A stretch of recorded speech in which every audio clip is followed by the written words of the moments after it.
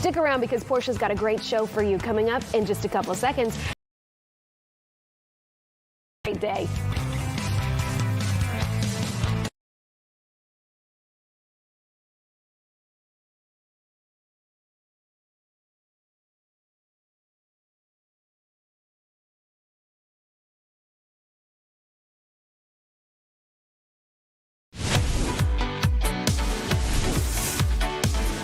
Here we go at 1 o'clock. Thanks so much for joining us for Fox 5 News Live. I'm Tyler Fingert. We have a lot to talk about today. Remember, this is an interactive news conversation. We are live streaming on Facebook, Instagram, YouTube, and TikTok. So join us in the comments. We are actively reading them. If you have a question, we'll try to get it answered for you right here during this hour. Let's talk about some of the news stories that we're following right now at 1 o'clock. This one is happening out of Conyers. Investigators are searching for a suspect involved in a police pursuit that started in Conyers and ended in a car crash on the eastbound lanes of I-20 at Panola Road. And it all started when Conyers officers saw someone breaking into cars on Klondike Road. They took off after the suspect's car, and that chase ended in DeKalb County with, get this, a pit maneuver and a crash. We're told the 3 suspects took off running, but only 2 of them have been taken into custody. They're accused of breaking into more than a dozen vehicles at hotels in the Conyers area.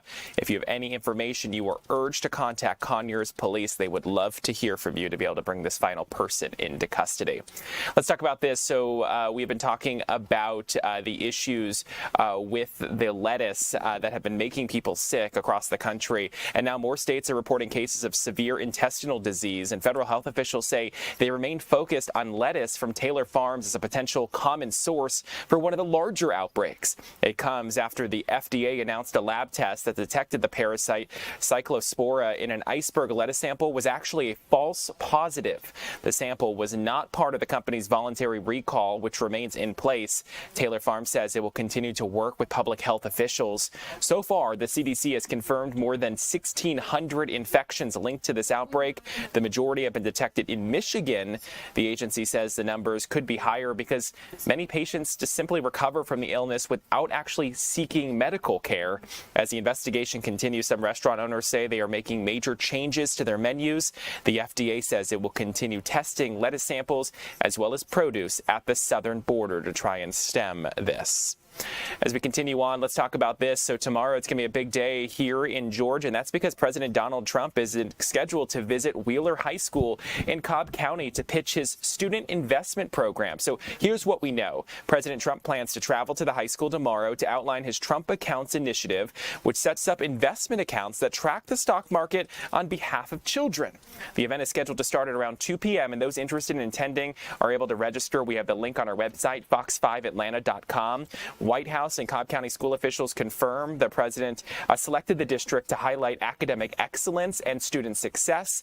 The event will feature exceptional educators and students who have established establish the school system as a national leader in public education. Certainly something we'll be watching, and we'll bring you coverage here on Fox 5 News Live at 1 o'clock tomorrow as the president is making his way to our area. As we come back into our newsroom here on this Tuesday afternoon, let's check in with our managing editor, Cal Calloway, for a check of the stories that we're working on. Hey, Cal. Hi, Tyler. Good afternoon. We're learning information about a major law enforcement operation that was taking place in the Atlanta area during the World Cup. About 2 hours ago, officials with the Homeland Security Investigations HSI Atlanta office and also state agencies held a news conference to discuss the success of that operation. It was named Operation Red Card, following on obviously the soccer theme. That operation specifically targeted criminals, including human trafficking and child exploitation offenders in the Atlanta area during the World Cup. What they announced was that they had made more than 150 arrests. We are learning that none of the people arrested were visitors to our country during the World Cup matches. Let's listen now to the special agent in charge who conducted that news conference about the success of that operation. Throughout this operation, we located and identified 54 victims of human trafficking who were offered services or rescued from the entrapment they were in. Again, a major operation here that we're just learning the details about today. Fox 5's Ray Lorena was at that news conference, and he'll have more for us tonight.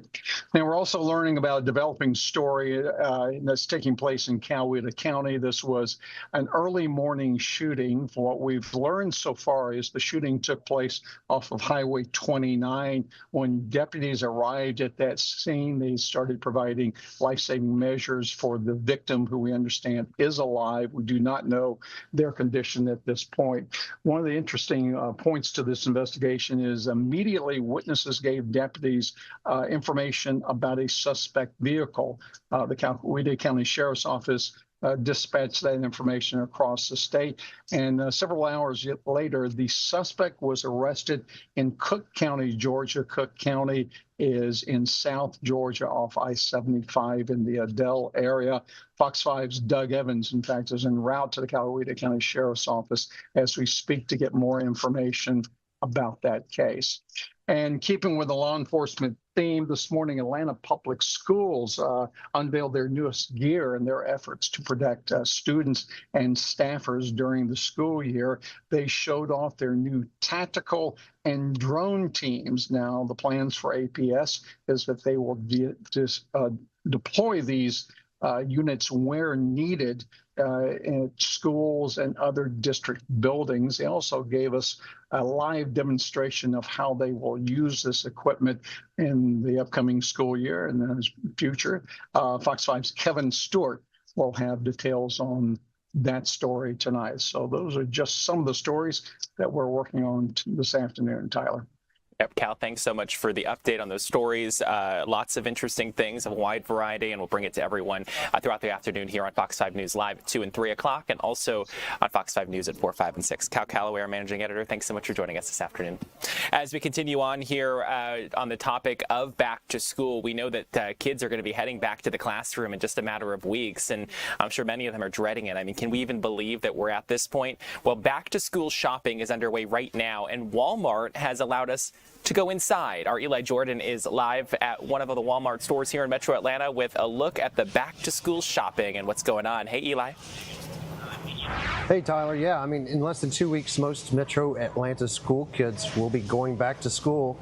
Unfortunately, some might think, but it gets earlier and earlier every year. We didn't start until around Labor Day when I was a kid. But yeah, Walmart though, they know the need. That they understand that we got higher prices these days and all that, and going back to school can be a stressful time for a lot of parents and even for some teachers too, because they got to help supply their own classrooms and help out other students. But right now, joining me is DJ Jenkins, who is the digital fulfillment coach here at Walmart in Chamblee. Hey, DJ, thanks for joining us. No problem. Thanks for having me.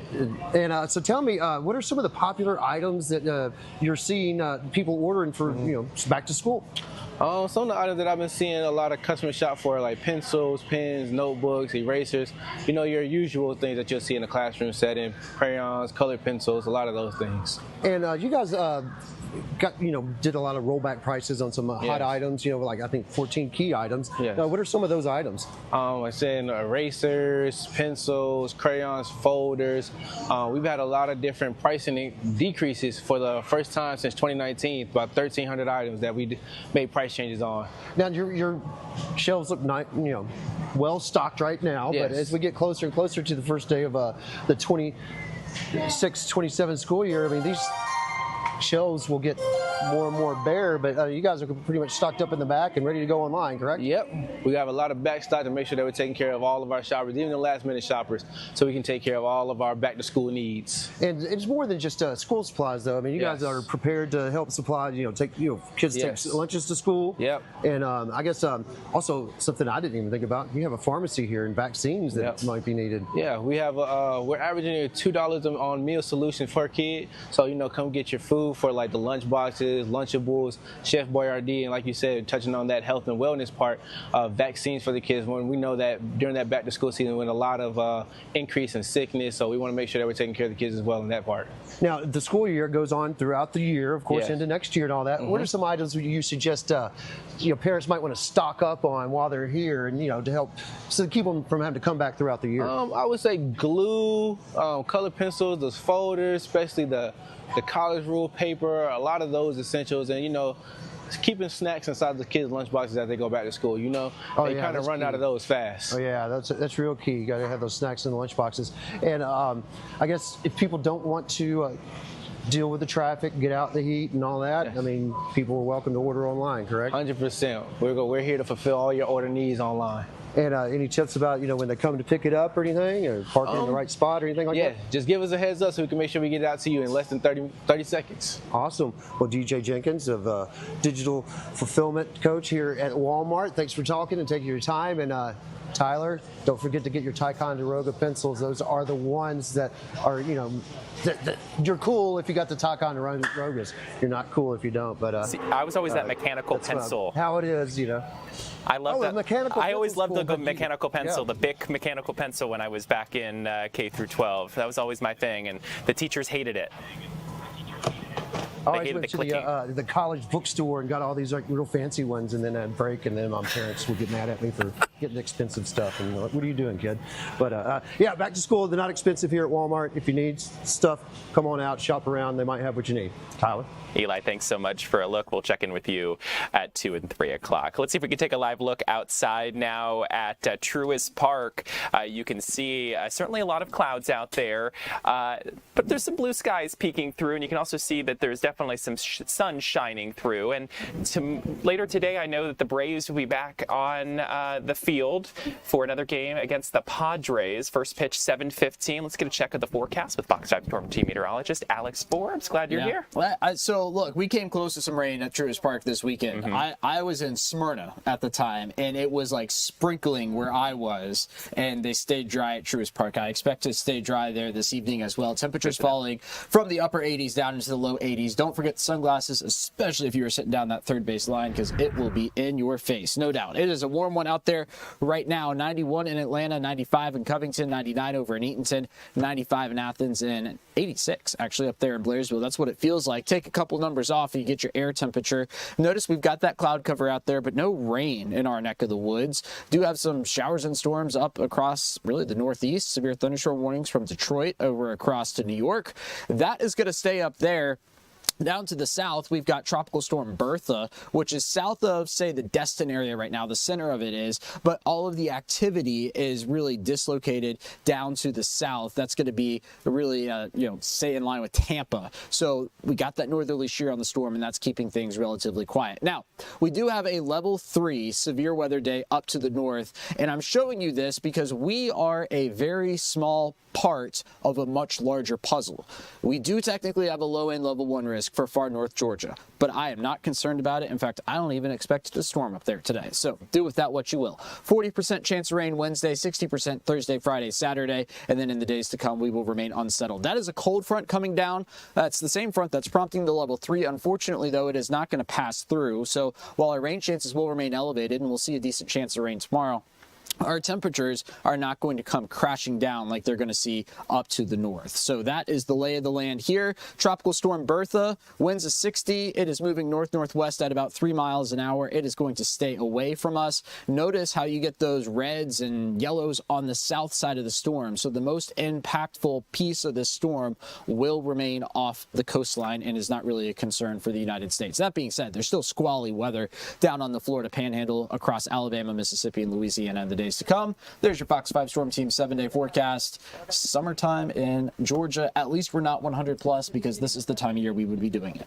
It's also less 90s than we were seeing in the last couple of weeks. Well, so you can't really, you're going to see rain, but at least it's not going to be like 92, 93. You're in the 80s, mid 80s. Yeah, it's not even upper 80s. It's mid 80s, which means, that's 2, 3 o'clock in the afternoon. The majority of the afternoon is spent in the low 80s if your high is 86. And just to be clear, not washouts by day. It's just normal afternoon thunderstorms type of thing. Normal afternoon storms, but a better chance than not of seeing rain at some point through the day. Good to know. Alex Forbes, thanks so much for joining us. We're back after this.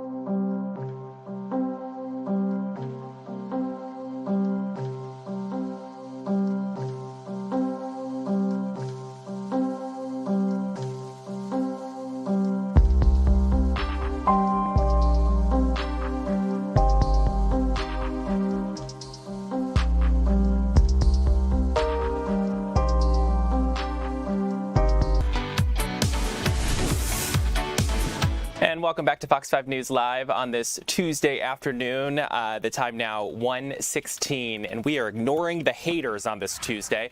Let's get a check of the day's top stories that are trending right now at fox5atlanta.com and Fox Local with our Janae C. Oliver. Hey, Janae. Hey, Tyler. So let's talk about it. What's trending right now? What are people clicking on, all of our viewers across Metro Atlanta, across Georgia, and across the country?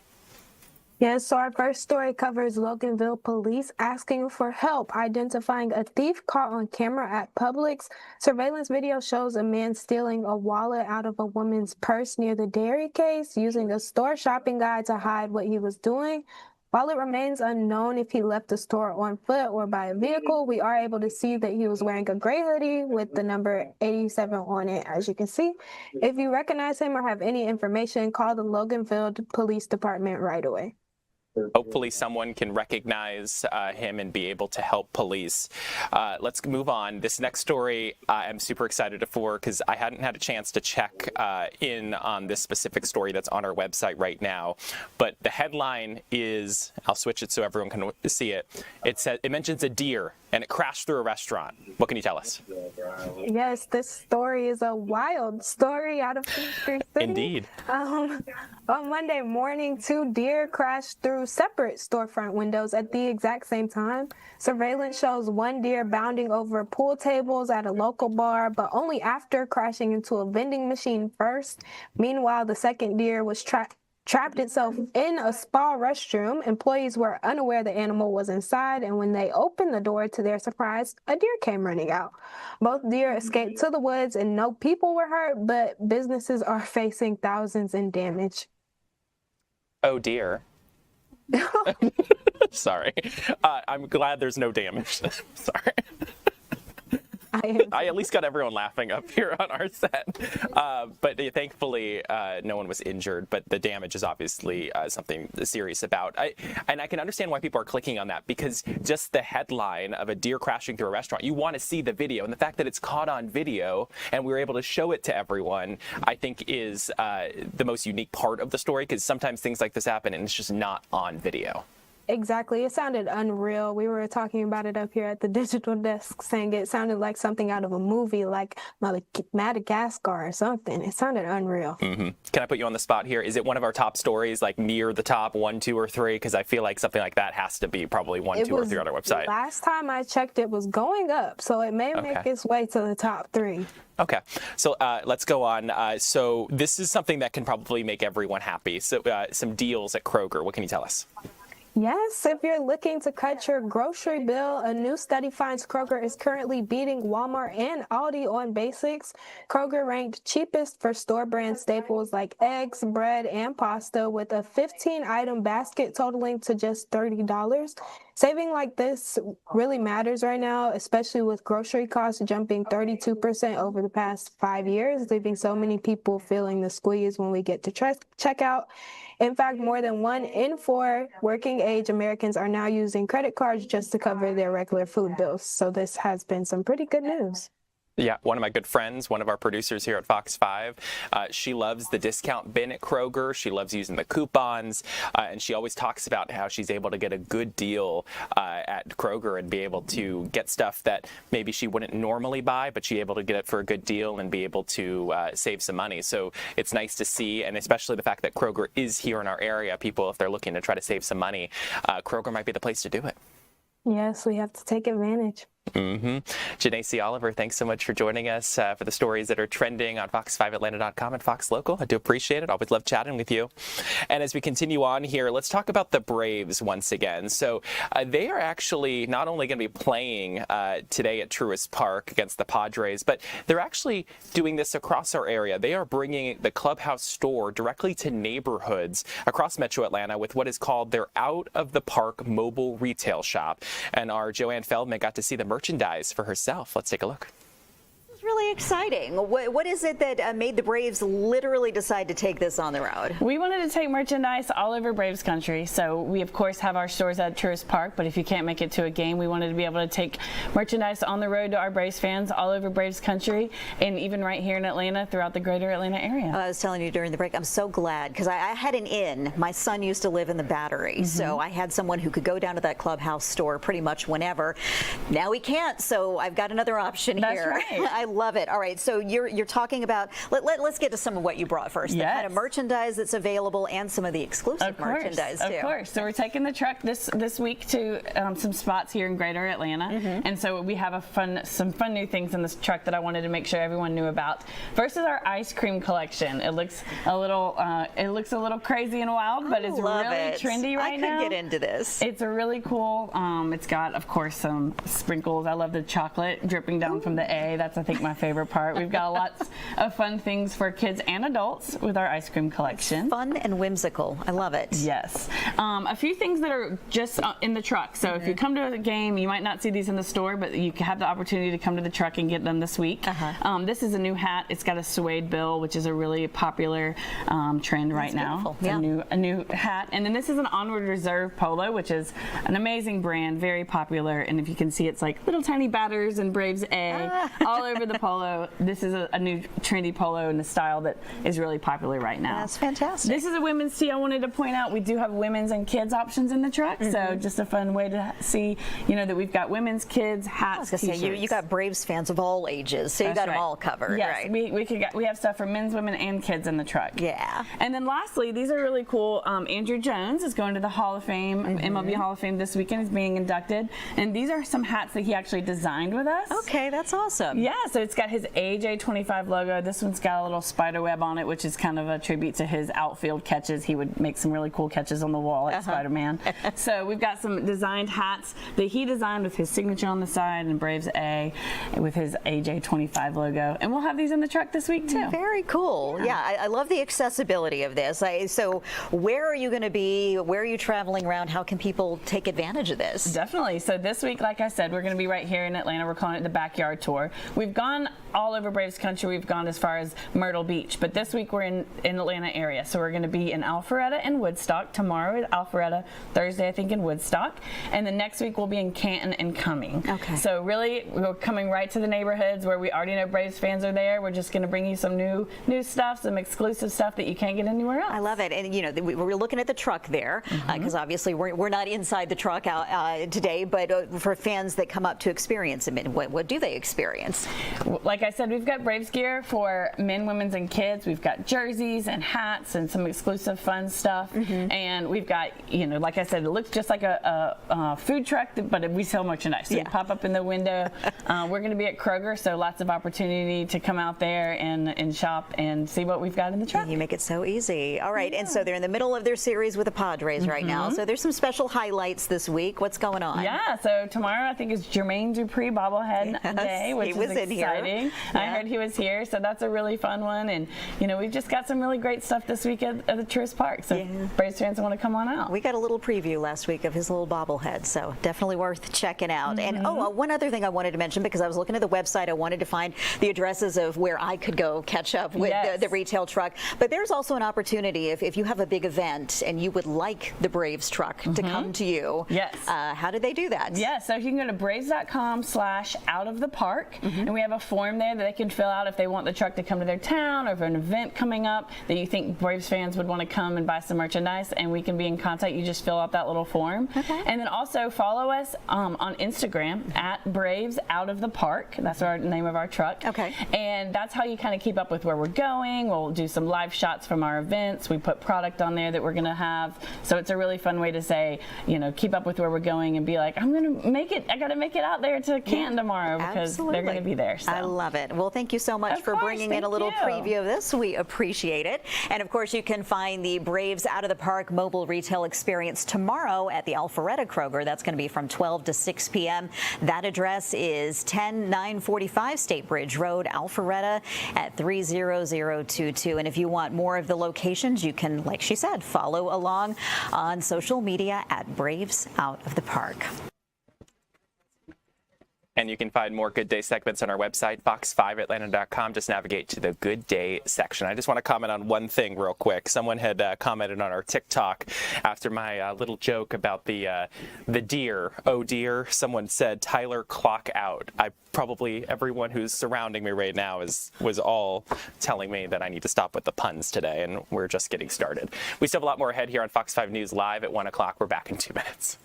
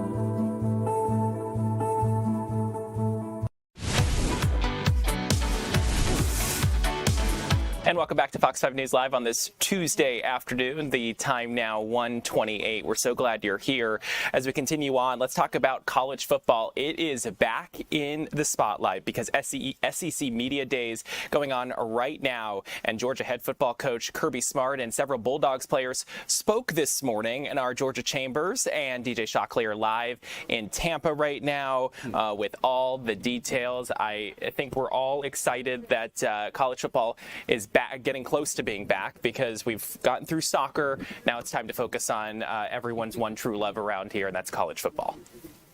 Tyler, I think you're exactly right. The excitement can be felt here. We're at Radio Row, and a lot of coaches and players are making their way through, talking to various media members. Head coach Kirby Smart was in a really great mood today, and I feel like that. Hey, if Coach Smart's having a great day, we're all having a great day. Yeah, no doubt about it. He was smiling. He was feeling good. He was actually cracking jokes. And we sat down early this morning, about 8 o'clock this morning. He was happy. He was excited. But he had a lot of things he wanted to say, a lot of stuff about the 9-game conference schedule, about NIL, the portal. But he basically said it comes down to making sure these guys are ready to go for the season. But he's also excited to have the 3 guys he had here today. Raylan Wilson, a senior linebacker. Drew Bobo, a senior offensive lineman who plays center. And then his quarterback, Gunnar Stockton, who everybody knows. Those 3 guys will be big-time leaders for this team, and they're hoping that those guys lead them to another national championship. There was obviously a lot of questions about NIL, how the landscape of college football has changed. But one thing that stuck out to me that head coach Kirby Smart shared is what doesn't change is once it comes game time, as you mentioned, Shock, you got to make the tackles, you got to take the snap. It doesn't change how you win the game. And that's what he's preaching to his players, that even though a lot has changed in college football, what doesn't change is you want to win the games. Yeah. And they're chasing another SEC championship and hopefully a playoff run that results in another national championship title, but that message was very clear. It was loud and clear. And Tyler, here's one other thing that I think that what was really informative to me was what they did this offseason. They went out and they studied the Oklahoma City Thunder last year when they won the championship. And he said they took a lot of things from it, but one thing they took from it was they wanted to be uncommon. They wanted to do things that were unselfish. And that's the same thing that team did, especially during that season when they went out to go win those ball games. And it's something they're taking into this season. I talked to Raylan Wilson, their linebacker. He said, you know what, the one thing I took away from it was that they led the league in loose balls, which means that's all about effort. Nothing about coaching, none of that. It's all about effort and going out and do it. And it's funny to hear a college team talk about a NBA team and go out and do great things. So, George, obviously you cover the Dogs for us, and then DJ, you are a star alumni of the Dogs. What has you guys most excited, each of you, for the upcoming season? What are you guys looking forward to most? I think I'm just excited seeing everybody come out to SEC Media Days. For me, the countdown is officially on. So right now it's a race to the fall. And I think seeing the players here, seeing the leaders of this team, it really gets you excited for what's to come. The players that came back. He touched on the transfer portal is huge. And last year they had a couple transfer portal players that made an impact. But the retention that he's had with his players. Coach Smart has had a lot of players return. Nate Frazier, another player who's not here today, but another leader for this Dogs team. I think it gets you excited when players continue to want to rep the G and they come back. It makes you just feel that much more special. Tyler, the thing that I'm most looking forward to is watching my man Gunnar Stockton play. This is his 5th season. He's got his 2nd year coming back. A lot of talk about some of the other quarterbacks around the league, but I can't wait to see him go out and prove it again this year and take the Dogs to all new heights. So I can't wait to see what he does, how he improves, how he gets better, and ultimately leads them into the college football playoff and hopefully another national championship. Tyler, as a former Georgia quarterback, of course, you had to see that one coming. For sure. Yeah. No, I mean, are we expecting a good team this year? What do you guys think? Absolutely. I mean, this is a team that brings back a lot of guys. They're experienced. You got a quarterback. You got a running back. You got experience at tight end. A lot of experience on the offensive line. The defense is the same way. You retained all your coaches. Both coordinators are back. So everything is in line to say, you know what, this team is ready to go.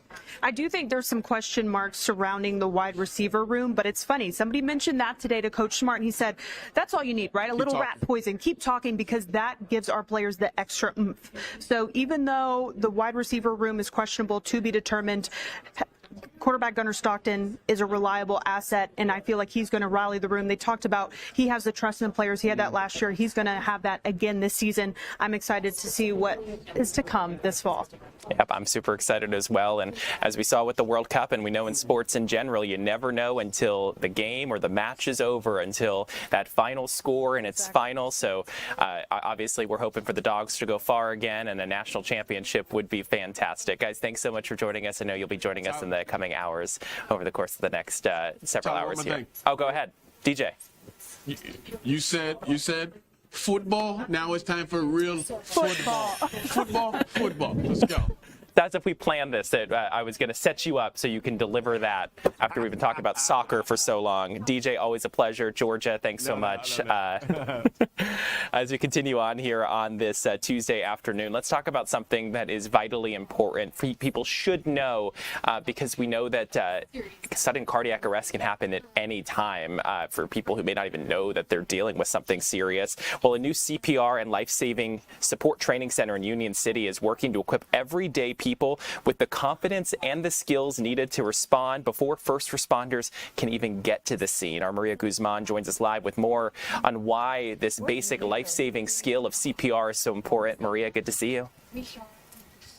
Hey Tyler, yes, and the training center is called One Breath at a Time, and it's all about equipping everyday people, right? We're talking about mom, dads, any family members, business leaders, anyone in the community to know what to do when someone stops breathing. Now, earlier we showed you what to do for an adult, but now we're going to talk about an infant and a child, because some of the things do change. So I'm going to go ahead and flip my camera to introduce you guys to Blanche. She is the owner and also the teacher, the educator here. Hi. So Blanche, you know, why did you decide first, before we get into the CPR, to make this available for the general public, for anyone? Because I recognize the importance of it. 70% of the time that anyone needs CPR is likely, or have a cardiac arrest, is likely outside of a hospital setting. So with that being said, you want to make sure that you're equipped and you know what to do. And I want you to be able to respond with confidence and to be able to do these things with great skills, okay?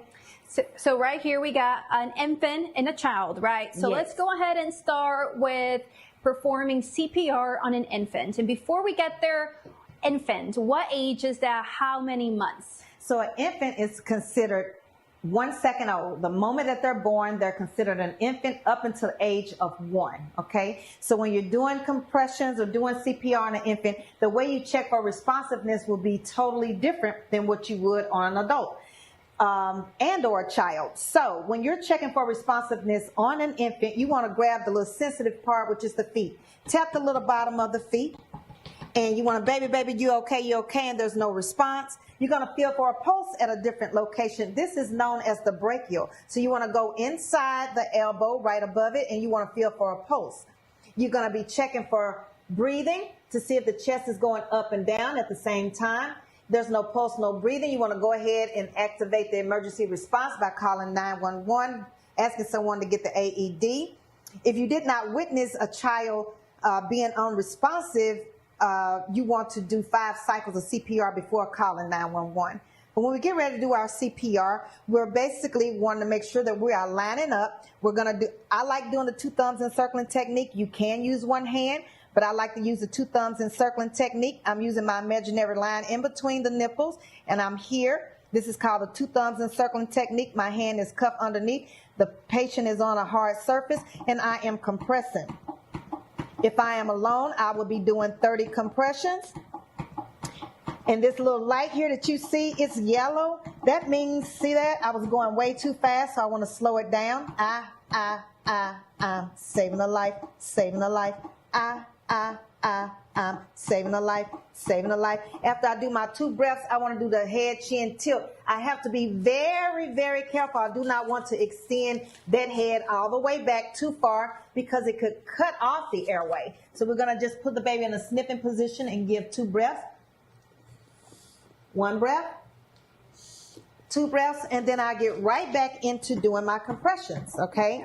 So again, if you did not witness that child going down or being non-responsive, you want to do 5 cycles of CPR before calling 911 and asking someone to get the AED. Nice. And then when it comes to a child, what age considers a child for CPR and the difference? So a child is considered age 1 up until age of 8 is considered a child. Now, if they are, which I didn't discuss this with an adult, but if a child starts showing signs of puberty before they 8, let's say they 7, but they mature a lot faster and they have signs of puberty, then you would consider them as an adult. Got it. So when we're doing compressions on a child, you want to use one hand, or you can use one hand. Let's say this is a 3-year-old child. You want to watch your hand placement, because if I put my hand here, you see where my hand is? If I put my hand here, I'm not in the correct location, because I want you to take a look at this. This is where I was at. I put my hand way down there, and I was on that baby's xiphoid process. You don't want to do that, and you don't want to be way up here. That's on a clavicle. You want to be right here in the center. Your hand is right there. You use one hand, and then you're compressing. We're doing 2 inches on a child, and on the infant, you would be doing 1.5 inches, okay? So again, if you're doing the compressions and you feel like you're going too deep, that's okay, keep going. Because the worst thing that can happen is that you're going to break someone's rib. You break their ribs, the EMS is on their way. You can actually get, they can get a chest tube and put it in the baby. We can fix all that, but we definitely need you to be doing compressions, okay? Don't be afraid. You can do this. You can make a difference, okay? Thank you. Thank you so much for those demonstrations. And coming up next in the next hour, we'll be talking about AED, what it stands for, and how to use it. But that's suggested with the rate. Yeah, all good advice, all important things to know, especially with CPR. You want to make sure that you know how to do it. I mean, you just never know when it might be necessary. And obviously, it's something that people should learn. And I know that the American Red Cross and different agencies try to make sure it's trained. I remember learning it in middle and high school. So it's good to know, and hopefully you never have to use it, but it's just good to have it in your arsenal. As we continue on here on this busy Tuesday afternoon, let's talk about this. So according to the American Association of Zookeepers, this week is National Zookeeper Week, and honoring the important work done every day by animal care professionals across the country. So we sent our Paul Milliken to Zoo Atlanta to see how the pros do it.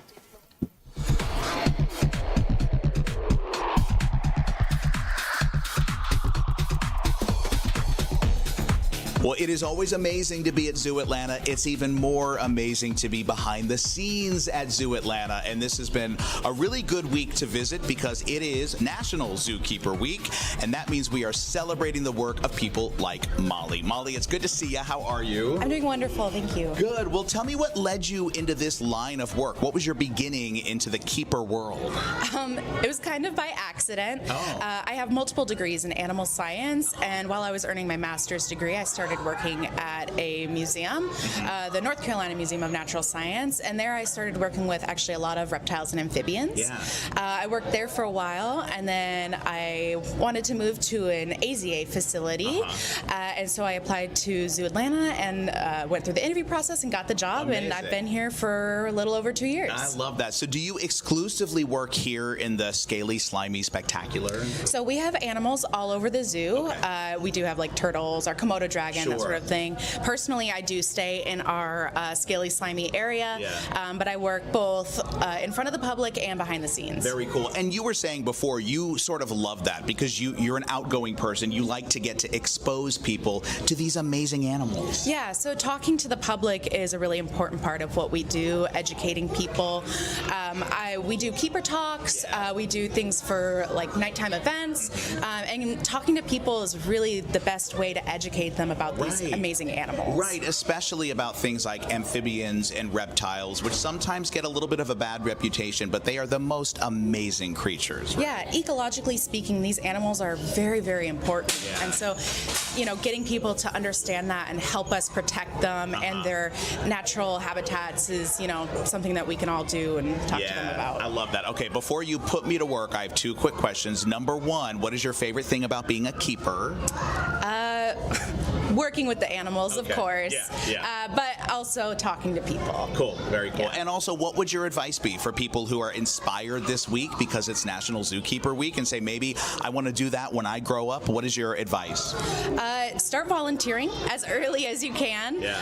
Here at Zoo Atlanta. Yeah, you certainly can. We do have volunteer programs, volunteer programs, and internships occasionally will pop up. So get as much experience as you can and get out there. Yeah, love that. All right, well, put me to work. So I'm holding a hose right now. Explain what is about to happen here. So we have some red-tailed boas inside this habitat, and we're going to be misting on them with just some regular water. Okay. That's to help with humidity, to give them an opportunity to drink, and it's really helpful when they're in the process of shedding, which one of our snakes actually is. So. Very cool. All right, well, the door is going to open, and of course, we'll let Molly do all of the work first. I will stand back a little bit here, and I am holding the hose with which I am going to mist these incredible boas, and they are kind of curled up in the corner back there. Okay, so Molly, tell me what needs to happen here. Okay, so we're just gonna mist the walls and kind of on top of the boas. Don't blast them with the hose, but you know, just mist on them, and you can just pull this back right here. Okay, so get a little back here on the walls, a little mist a little. Should I do like the limbs a little bit? Yeah, all of that. They've actually found that misting like these impervious surfaces actually boosts the humidity inside these habitats. So we try to hose those down, especially in like rocks and things like that, and then on the animals themselves. Okay, so then go over to the animals. Yep, Okay, and just and this offers them an opportunity to drink off of their bodies. You know, they do have a water dish in their habitat, but a lot of times these snakes like that simulation of rain. I see a little head popping up back there. Yep. Yeah. Oh, this is very cool. So how many times do you do this every day? Or? I do this once a day at least. Yeah. All right. usually in the morning. All right, so is that about good or a little bit more? Yeah, that's perfect. Great. All right, grade my performance. How did I do as your keeper helper today? A+. Wonderful. That's what I wanted to hear. And remember, if you are watching this and you are inspired, there are volunteer programs to get your foot in this incredible world right here at Zoo Atlanta. Yeah, that boa was a little upset that he was getting sprayed with water. You saw the head peek up. I thought we were going to see something different here on the Fox 5 News Live at 1 o'clock stream because I sensed he was a little mad getting that water sprayed on it and wake him up. Paul, thanks so much for a look there. Let's see if we can take a live look at Zoo Atlanta right now. The folks over there have a gorilla streaming. Oh, we have action. So we just see him on the right-hand side. We were going to take it, and we weren't going to actually see anything, but they just moved over. It looks like some gorillas are playing in the hammock over there. This is a live picture coming from the Zoo Atlanta website. This is the gorilla exhibit. And I was just saying, we're not going to have a chance to show them on live TV, but look at that. Look at these majestic beasts right there. They are always beautiful to see when you go out to Zoo Atlanta or any zoo across the country. And it looks like a little baby is playing in the hammock there, and probably mama right there just protecting. So I'm just so glad we actually get to show you this. So the reason we were showing you this camera is because I wanted to mention this. Zoo Atlanta let us know today that they have also launched a new any day ticket, as they call it.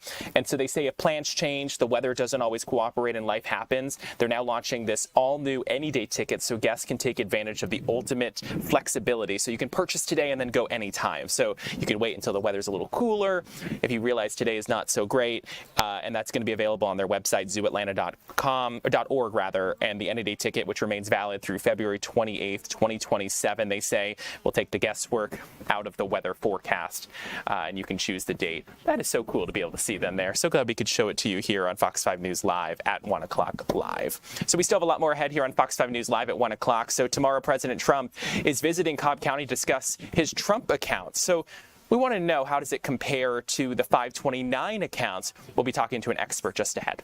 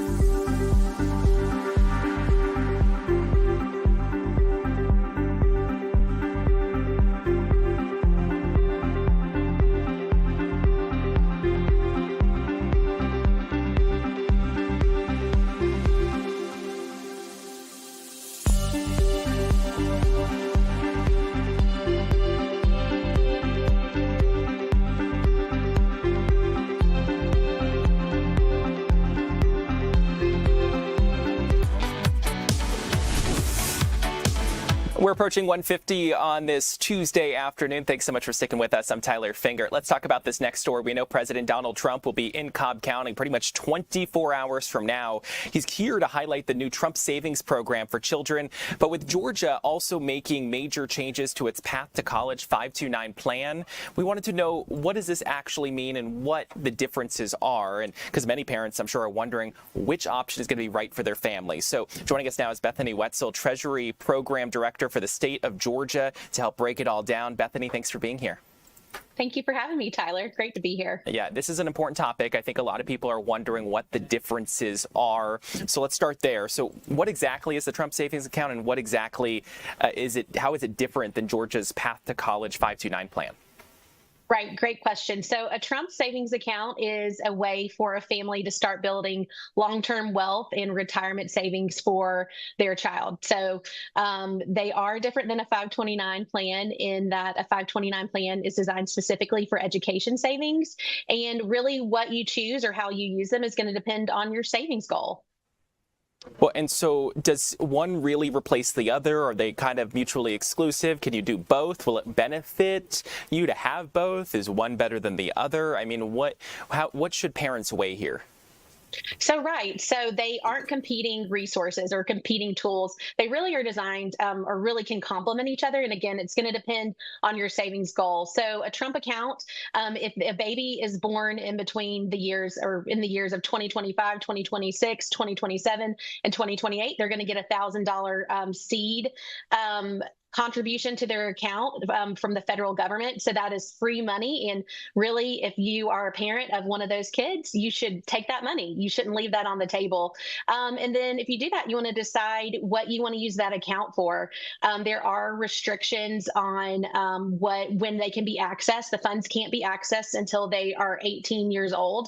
And then once they turn 18, it turns into somewhat of a traditional individual retirement account, an IRA, and it follows those same rules. So if you are planning for education expenses, if you use a Trump account as that tool, when that child reaches 18 and you withdraw that money for education, you're going to have to pay tax on the earnings. Whereas a Path to College account or just a 529 account, you're going to get that tax deferred growth where you don't have to pay tax on the earnings when it occurs. And then when you withdraw the money for qualifying education expenses, you do not have to pay taxes on those withdrawals. And then in Georgia, if you're a Georgia taxpayer and you contribute to a Path to College plan, you get a state income tax deduction. So there's triple tax benefits when you use Path to College 529 plan as a tool for saving for education. So those are just some things you have to weigh when you're deciding, do I want to use a Trump account for saving for education, or do I want to use a 529 account? Again, they can complement each other because a Trump account can be used after 18 for other purposes that a 529 account can't be used. So you can roll it. It can be saved until the individual reaches 59. It can be used for retirement, and it can be used for a first-time home purchase up to $10,000.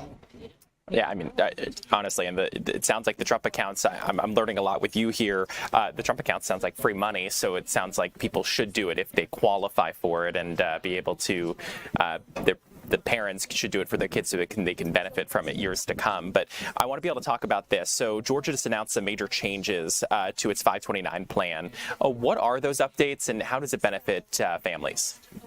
Right. So there are really two major changes that we have done in the last couple of months. One is that the legislature increased the maximum account balance limit prior to June. The amount that you could have in an account, a Path to College account, was $235,000. It has been raised to $550,000, and that was in recognition of the cost of post-secondary education has risen, and additionally also recognizes that you can use 529 funds not just for college but also for K through 12 expenses, and also for apprenticeship programs and trade schools, non-traditional schooling. So it recognizes that more money is needed now that can be used for education expenses. And then the second thing is that the Georgia Higher Education Savings Plan Board waived the administrative fee.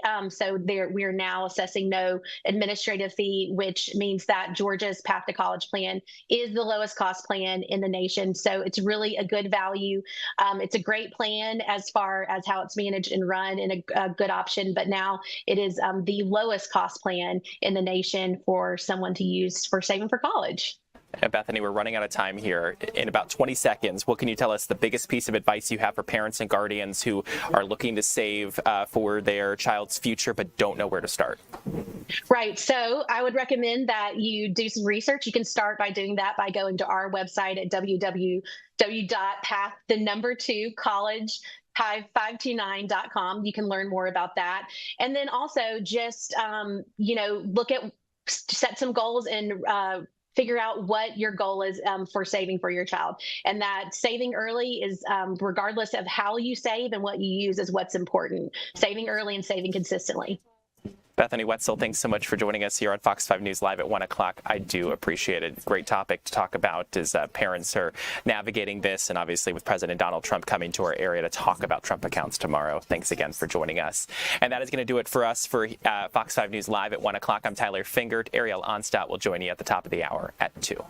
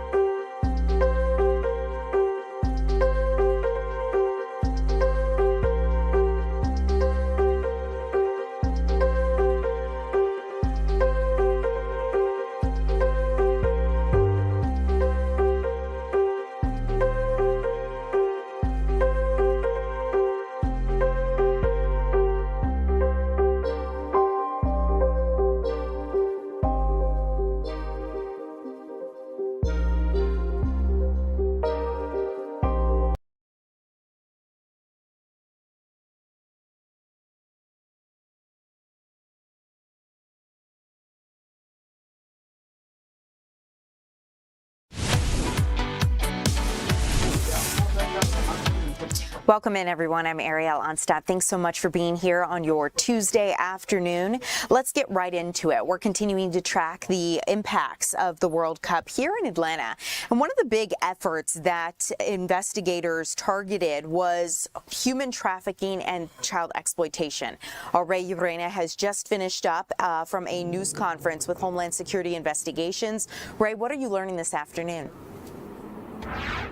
Ariel, we have learned from Homeland Security investigators that they have arrested a total of 153 people during this operation, which they're calling Operation Red Card. And they say that this operation started with the first match of this year's FIFA World Cup about a month ago. And in that time, they were able to arrest about 153 people, charging them with different offenses. And primarily, they focused on child exploitation and human trafficking during the World Cup. And by the numbers here, they say that 11 people were arrested for child exploitation, 13 were arrested for human trafficking, and the other 129 were arrested for offenses such as pandering, narcotics, and outstanding warrants. And those warrants in particular, I asked, those were outstanding either federal or state warrants. And they told us, the SAC in charge told us that of those warrants, and I pressed them on this, they were not immigration warrants, and he was able to confirm that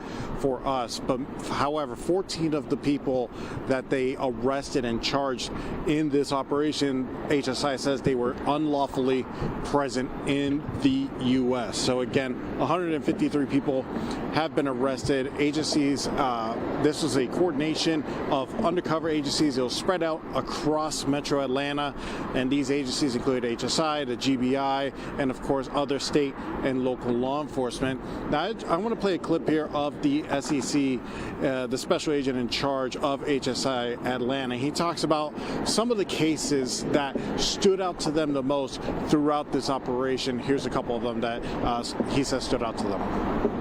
Some of the most egregious cases that we encountered included a 30-year-old convicted felon who was arrested for child exploitation offenses after engaging in explicit online conversations and traveling to meet with what he believed was a 14-year-old child for sexual encounters.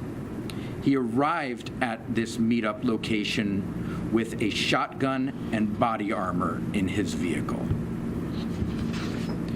In another case, a 25-year-old male was arrested on human trafficking charges after transporting a female victim to multiple locations for commercial sexual acts. He controlled her advertisements. He controlled arrangements with clients.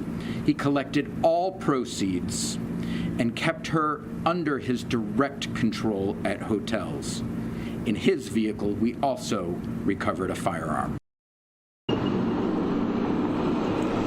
And federal investigators tell us that they were able to rescue 54 victims during this Operation Red Card, as they're calling it, keeping in line with the soccer theme here in Metro Atlanta. And the state officials, they clarified that about half of them, 27 of those victims, were offered services and accepted them. And those services include medical care if they needed, transportation, that sort of thing. And now state officials say that those 27 victims, Ariel, are on a pathway to a new life.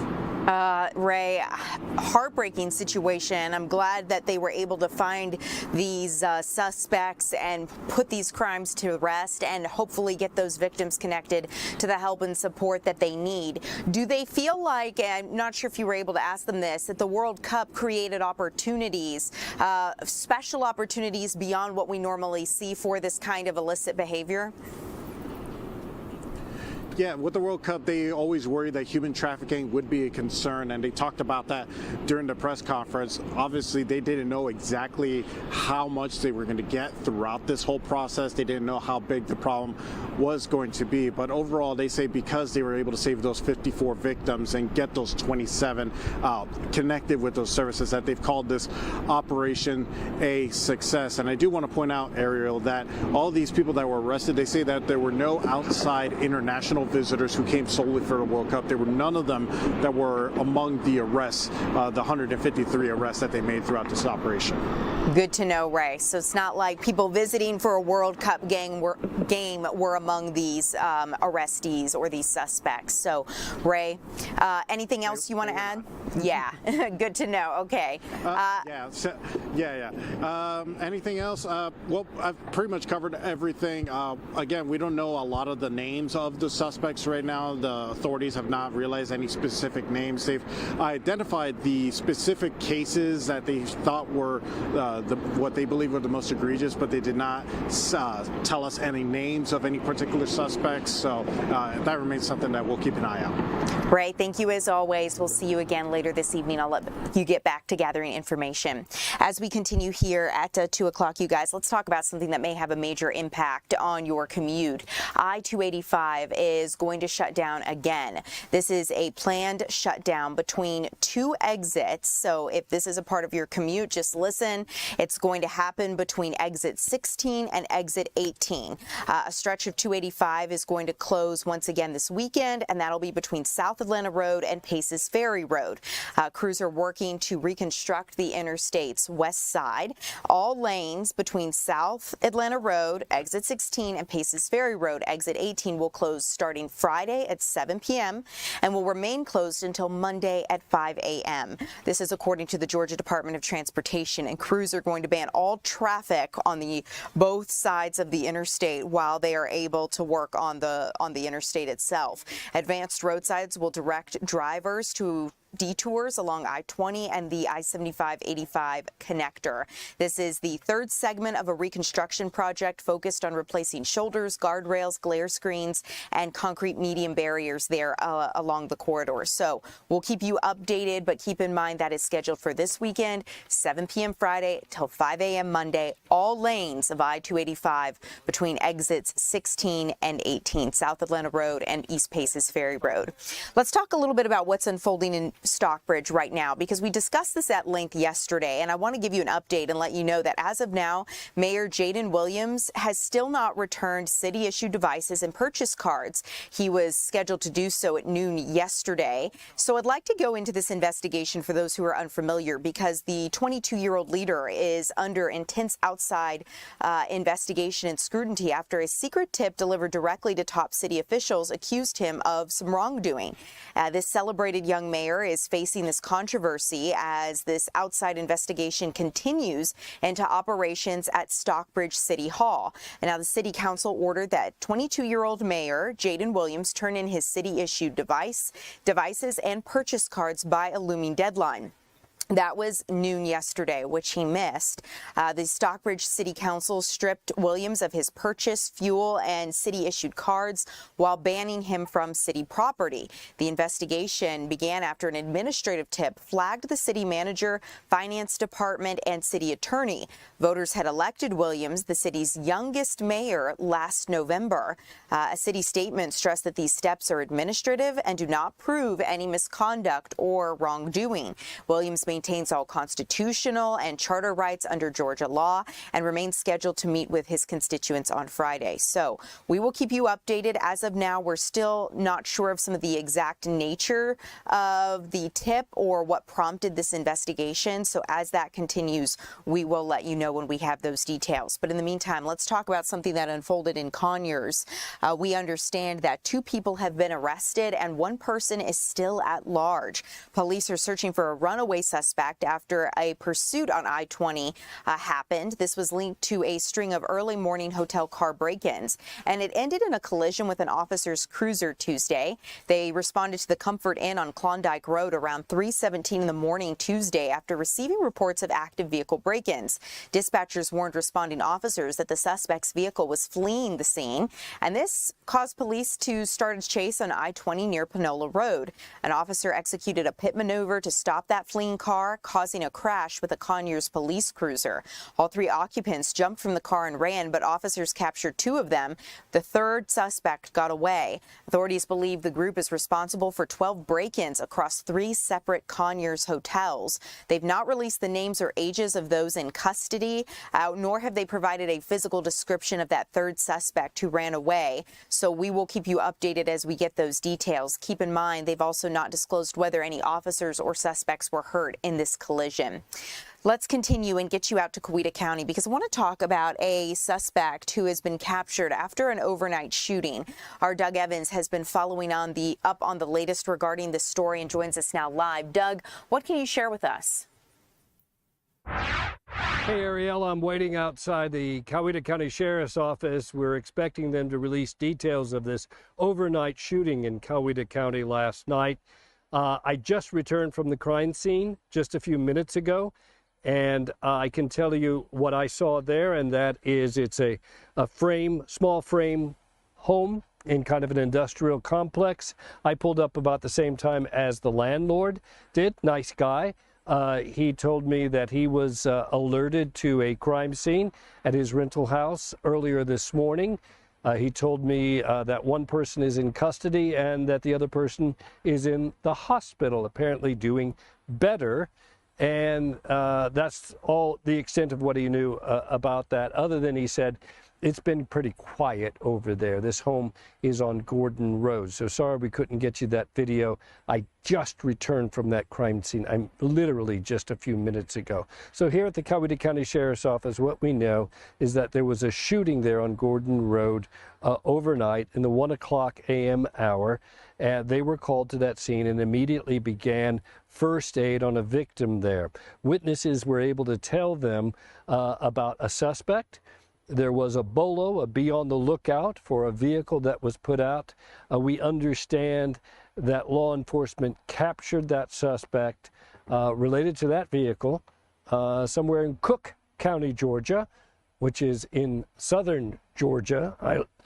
Excuse me. I learned this morning off of I-75, and that's where the suspect was captured.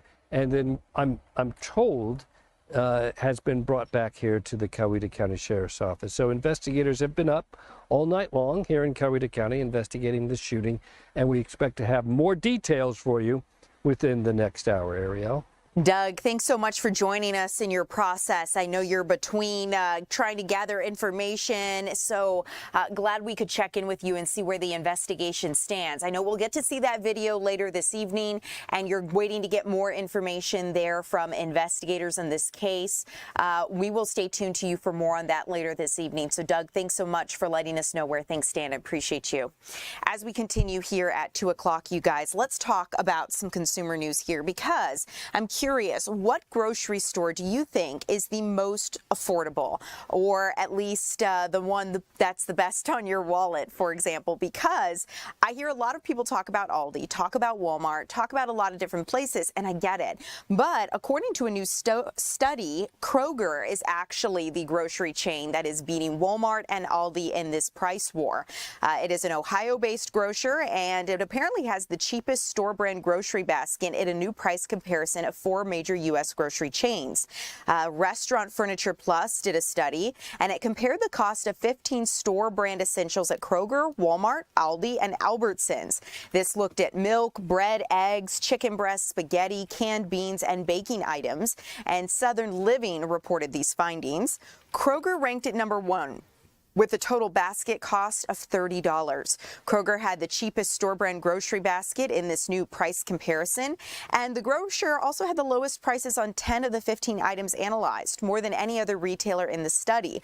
Kroger operates roughly 1,200 grocery stores across 16 states, and it also offered the lowest prices on several pantry staples like canned diced tomatoes, spaghetti, and sugar, as well as a dozen large eggs. Walmart came in second with a basket total of about $31, followed by Aldi at just over $33, and Albertsons was the most expensive at $35, or a little over.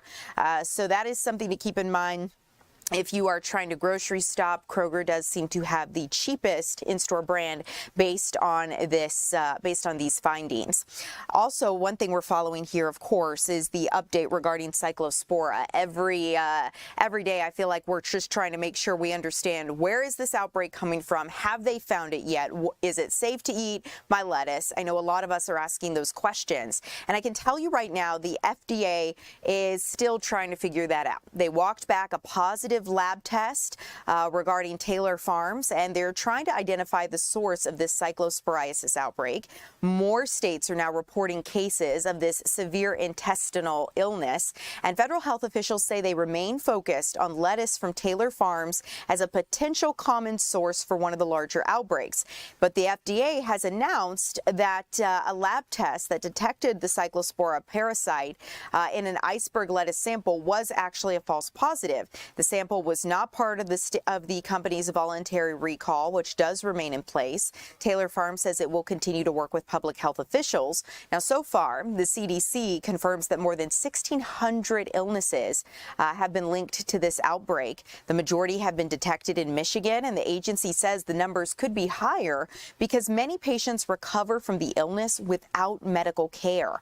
As the investigation continues, some restaurant owners say they're making major changes to their menus, treating this outbreak as a nut allergy or anything else of that same level of seriousness, so they're just eliminating some leafy greens from their menu. The FDA says it will continue to test lettuce samples as well as produce from Mexico. Keep in mind, though, even though they are linking this potentially to Mexico, it could have come from a number of places, and ultimately cyclospora happens when workers are denied or choose not to use clean toilet facilities, and that is how these contaminations can happen. As we take a look at the latest regarding the war with Iran, I want to let you know that President Trump is considering a greater military response, and he's looking at whether to expand operations against Iran here in the coming days. U.S. forces have already launched intense airstrikes for 10 straight days. A return to full-scale war could include a strike or more strikes on sensitive targets in Iran. U.S. forces have carried out their latest wave of strikes Monday night. President Trump has said that every time Iran kills an American soldier, they will pay for that killing many times over. This comes after 3 U.S. soldiers were killed last week. And Iran says it's already fighting a full-scale war with the United States and striking American military bases in Bahrain, Kuwait, and Jordan. So far, U.S. forces have avoided striking Tehran or nuclear sites, but that could change if the president gives the go-ahead. Some military experts believe it's time the U.S. changes its strategy and takes over Iran's oil hubs. However, deploying ground troops would certainly lead to greater concerns on Capitol Hill, where support for the war is mostly split along party lines. Now that diplomatic efforts seem to have failed, the Trump administration is reportedly once again considering plans for regime change and encouraging an uprising among Iranian citizens. Happening today, though, Lebanon's president is visiting the White House. So President Donald Trump hosted Joseph Aoun at the White House as Israel is withdrawing its troops from Lebanon. You can see the president greeting the Lebanese president there at the White House. It's the first time a Lebanese president has visited the White House or our nation's capital since 2009. And it comes, as we all know, during a tumultuous time for the Middle East. President Trump touted his Lebanese counterpart, calling his nation, quote, mistreated. Take a listen to some of this exchange. Highly respected in his country and actually long beyond his country. We've spoken previously on numerous occasions through representatives, and the relationship is very good. I think that Lebanon has been a very mistreated country for a long period of time. It's an amazing group of people, professors, doctors, lawyers, great intellects, and it's been hit hard for many, many decades, really. It's been hit very, very hard. The Lebanese army said today that Israeli forces opened fire in proximity to the Lebanese trying to deploy in one of these pilot zones. This is day 2 of the pilot zones. Are you prepared to take any steps, additional steps to put pressure on Israel to withdraw, which I believe President Aoun is planning to ask you? Well, look, I just heard about that before this conference just happened, and we'll be looking at that, yeah. Mr. President, there are no signs that Iran is ready to stop fighting. So what is the plan? Is the plan to just keep bombing until they give up? There are no signs. Why, do you know something that I don't know? Well, they continue to attack our allies and kill Americans. You don't know what the dialogue is behind the scenes, that they want to meet desperately to try and end it because they're getting decimated. You don't get that when you listen to your fake station, but You don't know. You don't know anything. So talks are you know still something possible, that I like- don't know? Do you know something I don't know? Well, tell us. I will tell you, they want to desperately meet, and until they're ready to meet in a meaningful way, we have no interest in even. So that was some of the exchange that happened there as President Trump took questions from reporters at the White House. We're going to continue to keep you updated as things move forward regarding this visit and the United States' actions regarding military intervention with Iran. Let's talk now about the latest regarding the tariff war heating up once again between the United States and Canada, because the president has announced a new 50% tariff on nearly all goods coming from Canada, including food, alcohol, and construction materials. The president says he wants to hold Canada accountable for retaliating against his earlier tariffs. But the Canadian government says it had the right to retaliate under the terms of the U.S.-Mexico-Canada trade agreement. Ontario Premier Doug Ford says, quote, 33% of the lumber comes from Canada to build American homes. And the president wonders why the cost of housing is going up because he's putting tariffs on his #1 trading partner, end quote. Now, the new tariffs came just a day after President Trump threatened new trade taxes because of the massive amount of smoke pouring into the U.S. from Canadian wildfires. Democrats claim the tariffs will only add fuel to the affordability crisis, and they'll make it a major issue in the upcoming midterm elections. Some experts say the trade disputes also offer a rare opportunity to achieve an equilibrium, with businesses enjoying access to markets on both sides of the border. Ultimately, the Treasury Department says the new tariffs will take effect in 30 days. Coming up here, you guys, we're going to bring you a little closer to home. If you stepped outside and it felt a little bit cooler this morning, we're going to chat about why with meteorologist Alex Forbes coming up next.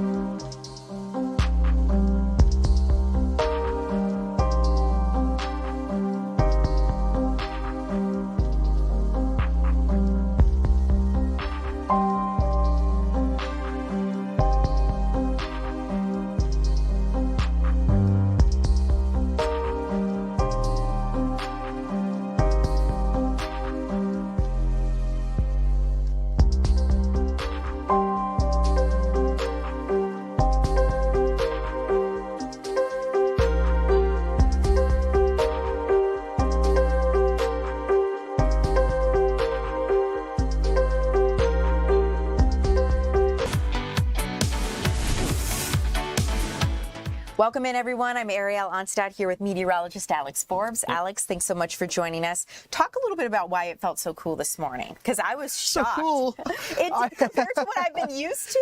I thought it was cooler. Fair. It was cooler. I see. My thought when I walked outside was how humid it was. It was. Yes. It was like one of those days where I walked out in my sunglasses, like I couldn't see anything, Immediately like fogged. right then and there. Yeah. Yeah. So it is not as hot as it could be for this time of year. I think it's probably the best way to put it. Yes. But we are still pretty much right on track with where we should be for this time of year. 86 is where we stand right now in Atlanta, 87 over in Canton, 86 in Gainesville, 90 down in Eatonton, 86 in Thomaston. Notice I do have a couple of green specks down there.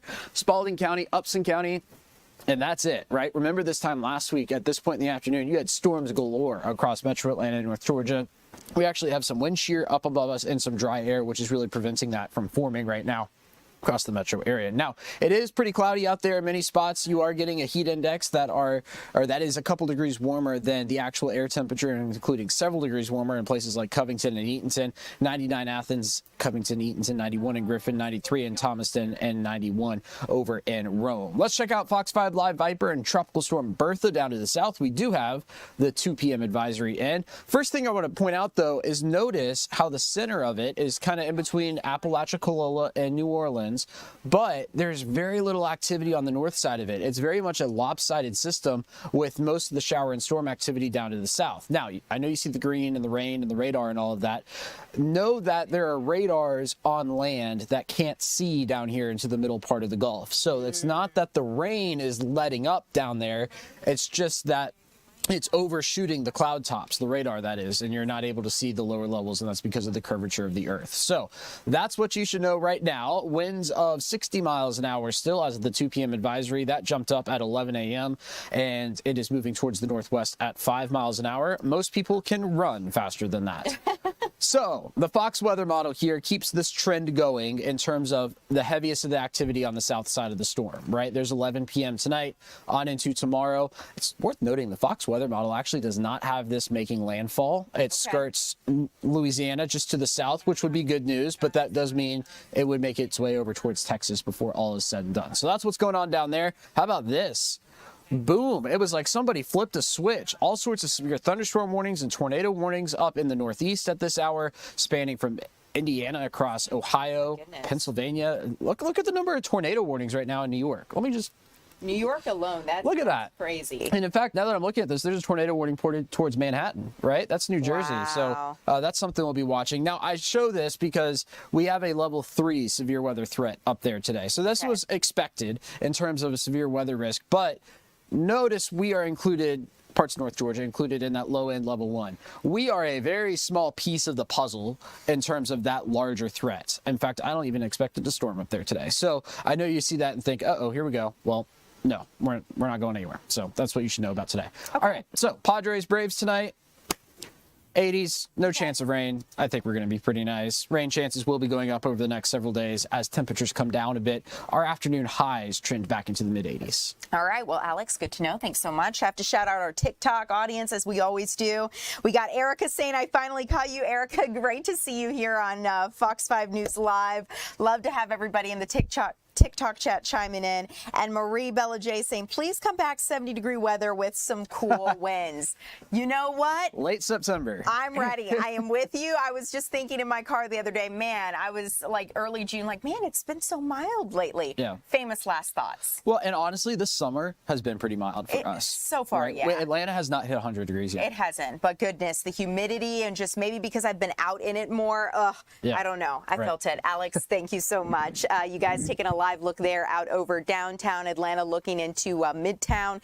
Clear blue skies, hot outside. So if you guys have any questions on anything we're covering today, always feel free to chime in here on our chat. In the meantime, we are going to go out to Florida, where I bet it's even hotter than Atlanta, or probably feels about the same, where SEC Media Days is kicking off.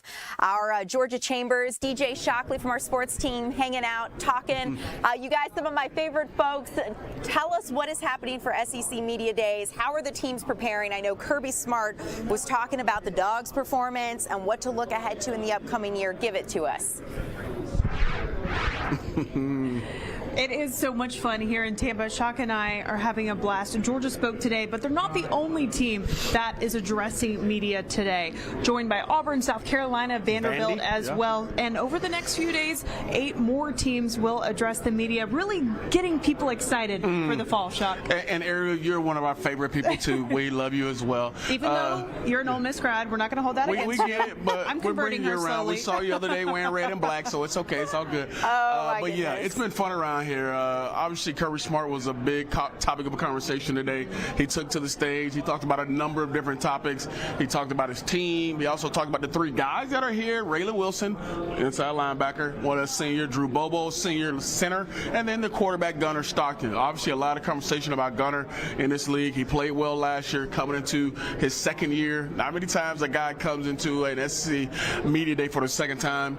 But yeah, Georgia's one of those teams that everybody's talking about because obviously back-to-back champs. Everybody thinks they're the top of the league. And Kirby Smart is the most tenured coach here as well. So it's fun to be able to see the hoopla around the Dogs. And fans love to obviously hear from head coach Kirby Smart, but as you mentioned, the players as well. Gunnar Stockton, the quarterback for the Dogs, came last year in his second year as the starter, and you can already sense he feels a little bit more comfortable. Raylan Wilson, his teammate, talked about he had the trust from his players last year, but coming into this season, that trust has already grown, and that gives the Dogs a lot of confidence going into this fall. Yeah, for sure. And it's going to be one of those type of seasons where they lean a lot on Gunnar Stockton, lean a lot on Raylan Wilson. But I think maybe the unsung hero is the guy that doesn't get a lot of credit. It's Drew Bobo. I think we saw last season when he went down, he got hurt.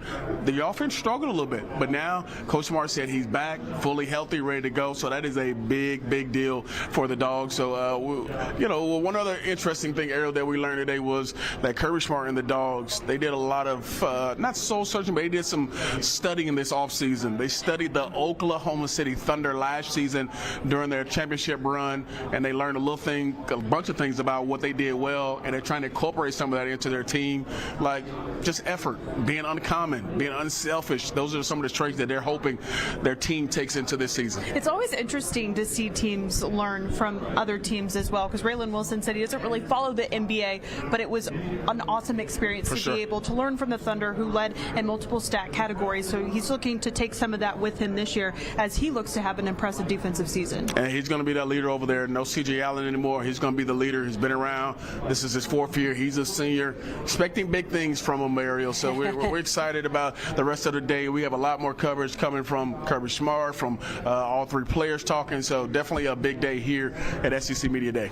I can't wait to continue picking both of your brains. You know, you were talking about some of the work the Dogs did in the offseason, and I love to hear about a team that does a little homework in the offseason and studies a little bit, because I feel like sometimes those reflections create a secret weapon, and you show up the next year and it's like, oh my goodness, is this the same team? Not that the Bulldogs were a bad team by any stretch, but you know what I mean.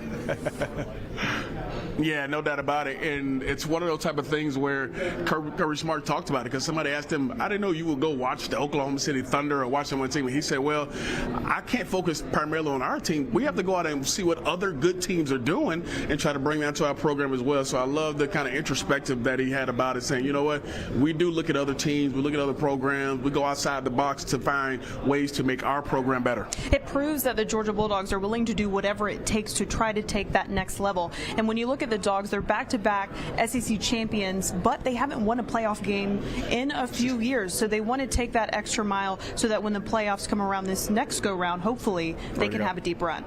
Yeah, it makes sense. You guys, just for you, I'll tell you, when Georgia's not playing Ole Miss, my red can be for the Bulldogs. Is that a good compromise? A win is a win. Wow, it's a great day. We'll take it. Yeah, for sure. Appreciate you guys as always. We got someone here in TikTok, Marie Bella J, saying go sports ball. So the people are watching, they're ready. They can't wait to see what the Dogs do this season. You guys, thanks so much from Tampa, Florida. We'll see you again later this evening. Georgia Chambers, DJ Shockley, thank you. All right, guys, as we continue here at 2 o'clock, coming up next, we have more on World Cup numbers. We're going to talk about a new CPR and life support training center that is newly opening. All of that coming up.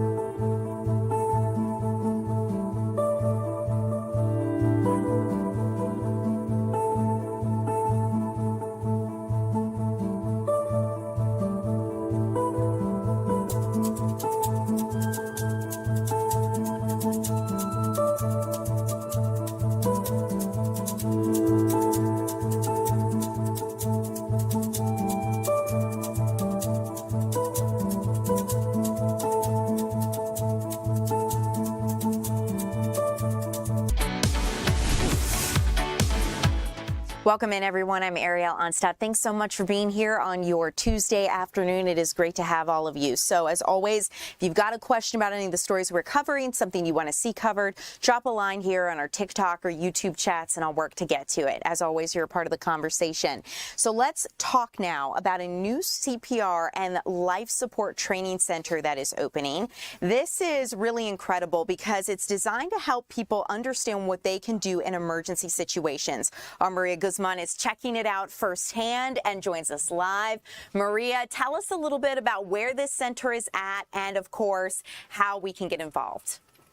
Hi, Ariel. Yes, this center is called One Breath at a Time. It's located in Union City. It's about 2 weeks new. So we're inside the training center, and it's been a day filled with many lessons, right, about life-saving skills. And that includes things like CPR, how to use Narcan, an IV, an allergy, right? If someone has an allergy, how to respond and administer some help.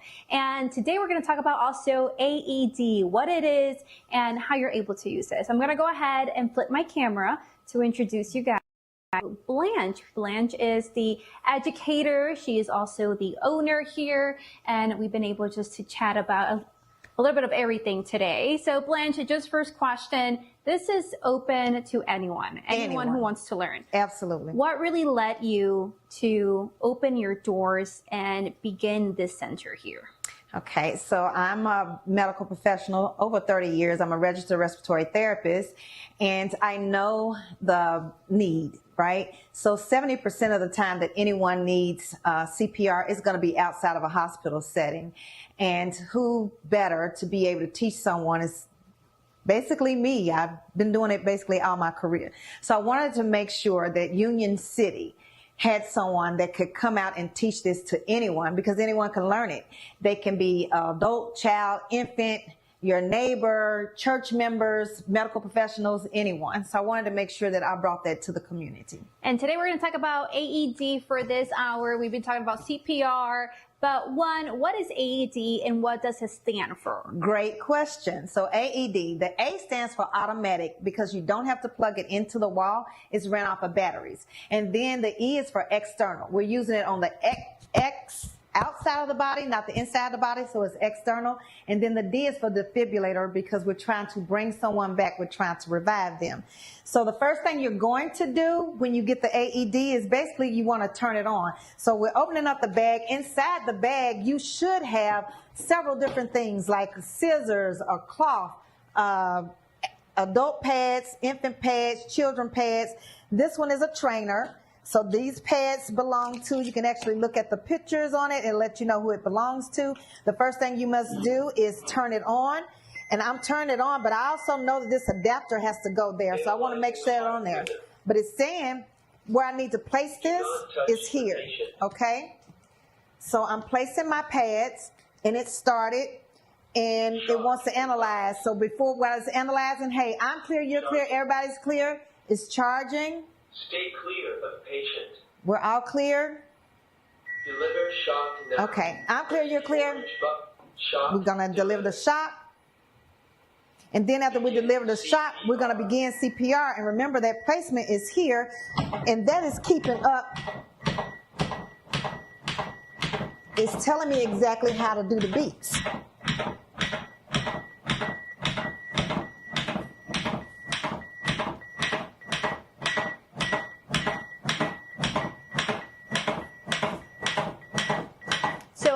Compressions for an adult? With an adult and a child, is going to be 30. Is with anyone that you're working with. If you are one person, it would be 30 to 2. And so it's counting out on this AED 30 compressions. After I've done my 30 compressions, it will stop. And once it stops, that's telling me that I need to be doing breaths, okay? So that's what's going to happen. We're going to actually do that. And I don't know if there's a faulty one with this, but I can assure you it's been more than 30, so I need to check this. There's an issue, but it will do 30 compressions. And once it stops, you're going to end up doing 2 breaths, okay? So my apologies. I didn't realize that was going to do that. No, you're all good. So for the AED in particular, do you use it every time for CPR? Are there certain scenarios that you need to use that? Great question. So with an AED, they want you to call for it with anyone, adult, child, infant. They want you to go ahead and call as soon as you can to get this AED is very important. What it's trying to detect is an abnormal heart rate. So AFib, BFib, tachycardia, and that's just the heart being abnormal. So the heart rate is 60 to 100, a normal heartbeat. And sometimes if that heart gets in there and it starts doing like this, when you're checking for a pulse, you can't feel just how fast it's going because it's going way too fast. But this, when it analyzes, it's reading it. And it's going to let you know exactly how fast it's going, because if it says a shock is advised, and then you're going to get back because it felt that it was going this fast. Yeah. At that point, it's going to say shock advised, you clear it, and then you deliver the shock, boom, dunk, dunk, dunk, dunk. That's the goal. We want to get that heart back. Yes. For anyone who wants to come here, learn CPR, learn how to use an AED, where are you located? How can they learn more? Thank you. I am located at 6703 Shannon Parkway in Union City, Georgia. I am located inside of Mama Rhonda's 24-hour daycare.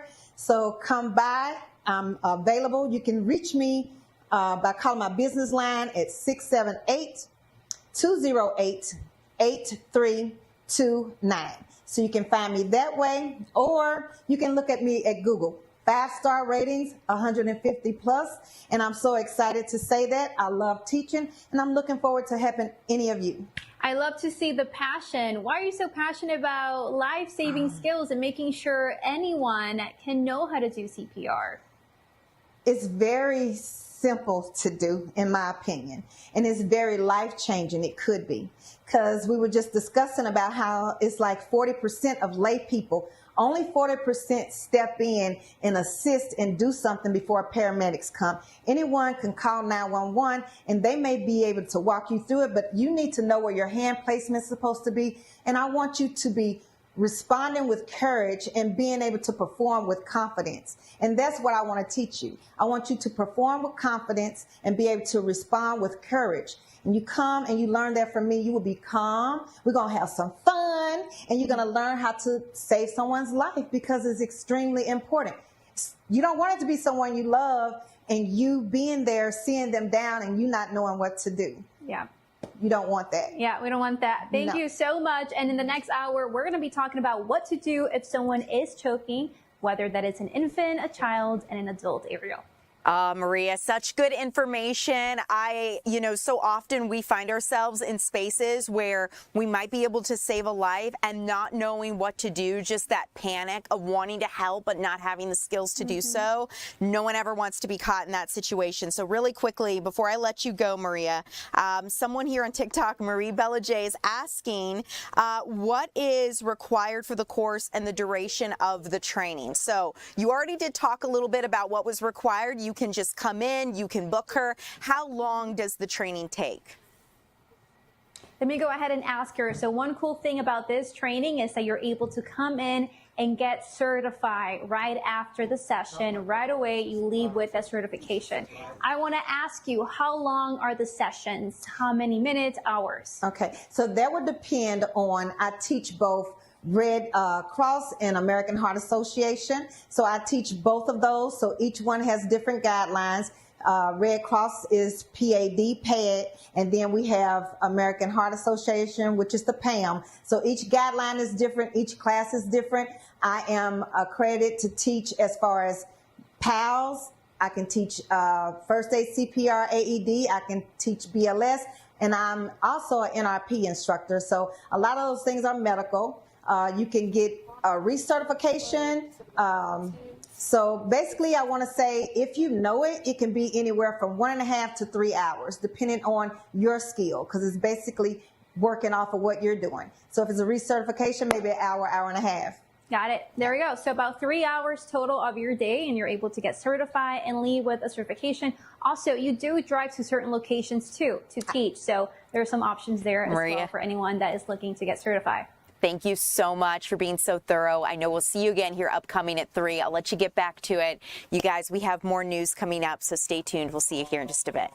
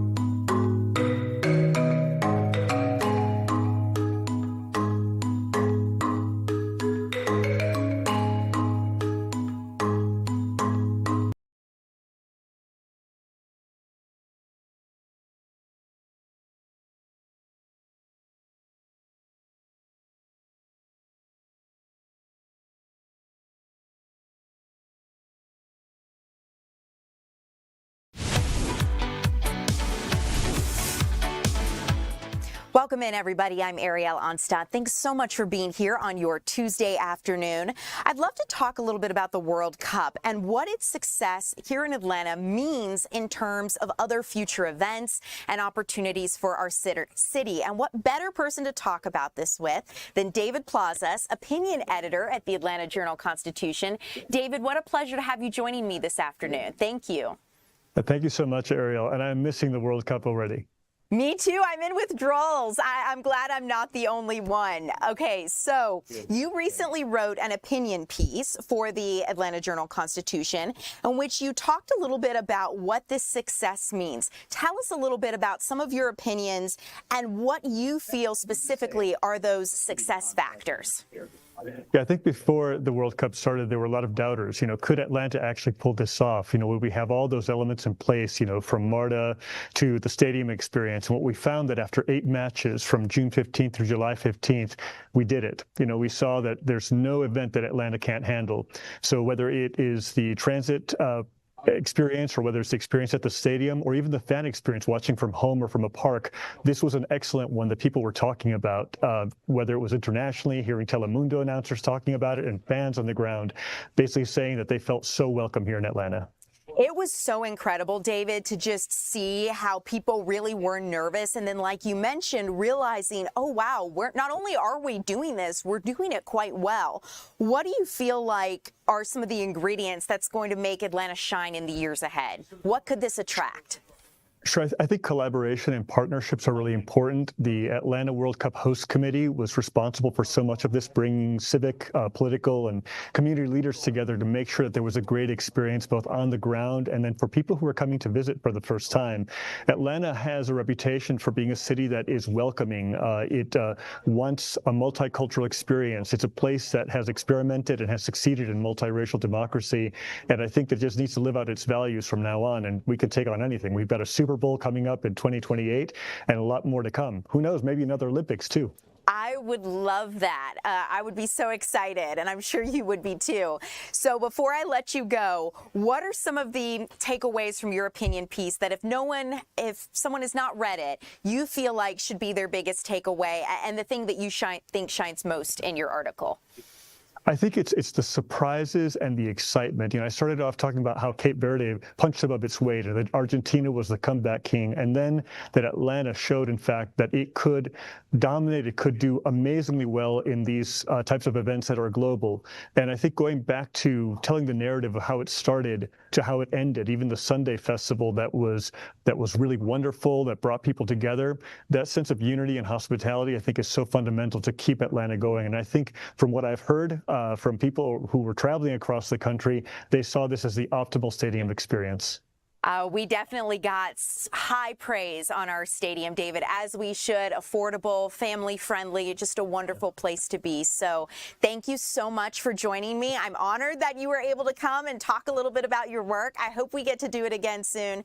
It's been a blast. And of course, if you want to read more of David's work, you can always follow the Atlanta Journal-Constitution for the latest. So David, thank you so much for being here with us. We appreciate you and hope to see you again soon.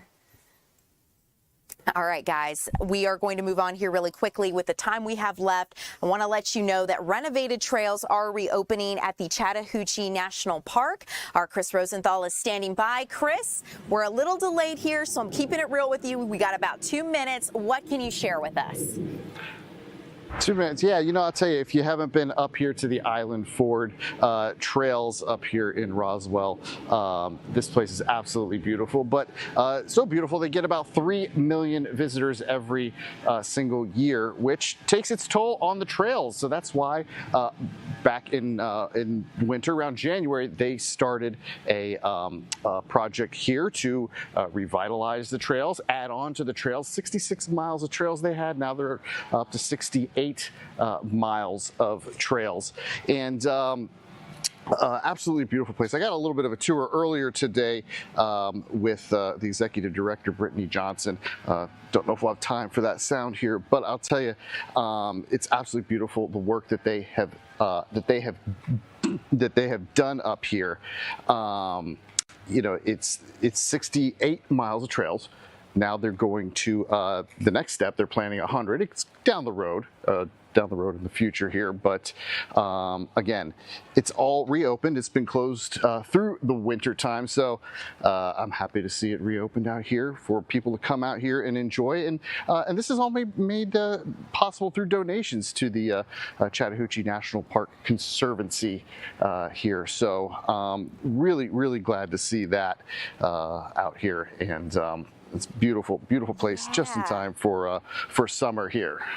I love it, Chris. I understand these are the Island Ford trails, like you mentioned. They look beautiful. It's making me want to leave this desk and just go right on out and have a nature walk, even though it is a little warm outside. I know at 3 o'clock we're going to have a bit more time, and so I want to take a look at these up closer and, of course, listen to some of the people you interviewed. So, Chris, I really appreciate your time. We're going to move on, but I know for those of you streaming with us, if you want to get a closer look, 3 o'clock will be your time. In the meantime, let's go out to our Eli Jordan waiting at Walmart to talk about how we can help kids get ready for back to school. Eli, what are the deals looking like? Hey, Ariel. Yeah, I mean, in less than 2 weeks, kids will be going back to school all over the metro area, and parents are going to have to come out and decide they want a plastic ruler or a wood ruler, taekwondo pencils, or flavored or straight glue sticks. But I did speak to DJ Jenkins, who is the works at Walmart with the digital department, and here's what he had to say about their deals they got going on. Our items for the season is glue sticks, pens, pencils, notebooks, folders. We're trying to make sure that we have enough backstock to maintain from not just back to school season, but after back to school season as well. And I guess parents need to shop early. Don't wait till the last minute. Yes, 100%. Try to get your stuff done early, but we also know that we're going to have those last minute shoppers. We want to take care of them as well too. And I guess the closer we get, we're less than 2 weeks away from many school metro area students going back to school. When we, as these 2 weeks pass on, these shelves will get a little bit more bare all along all the Walmarts around, right? Yeah, yes, we'll definitely be getting a little bit more empty on the shelf, but again, like I said, we'll have a lot of backstock to try to make sure that we're still fulfilling that school need for all those last minute shoppers. And if you don't want to get out in the traffic or just deal with the heat and stuff, you can order online, correct? Yes, we're always available online. We're trying to make sure that we take care of every customer that places an order with us. What are some of the 14 items that you guys have on discount rollback? I would say glue, there's paper, there's notebooks, there's scissors, there's clothes, there's food like Chef Boyardee ravioli. Besides Chef Boyardee ravioli, you can come to the pharmacy, get your kids' vaccines updated, so you can pretty much get the whole gamut of your school needs here at the Walmart. So don't forget it. You can shop anywhere you want to, but Walmart's got you covered if you want to come out here. They understand how tough it is these days. Ariel? Eli, thank you for joining us live, letting us know what specific deals they've got. Always helpful for parents and educators trying to save a little extra money. So Eli, thank you. I know we'll see you again upcoming at 3. And as always, you guys, thank you so much for being live with us here at 2 o'clock. More to come with Tom Haynes at the 3 o'clock hour.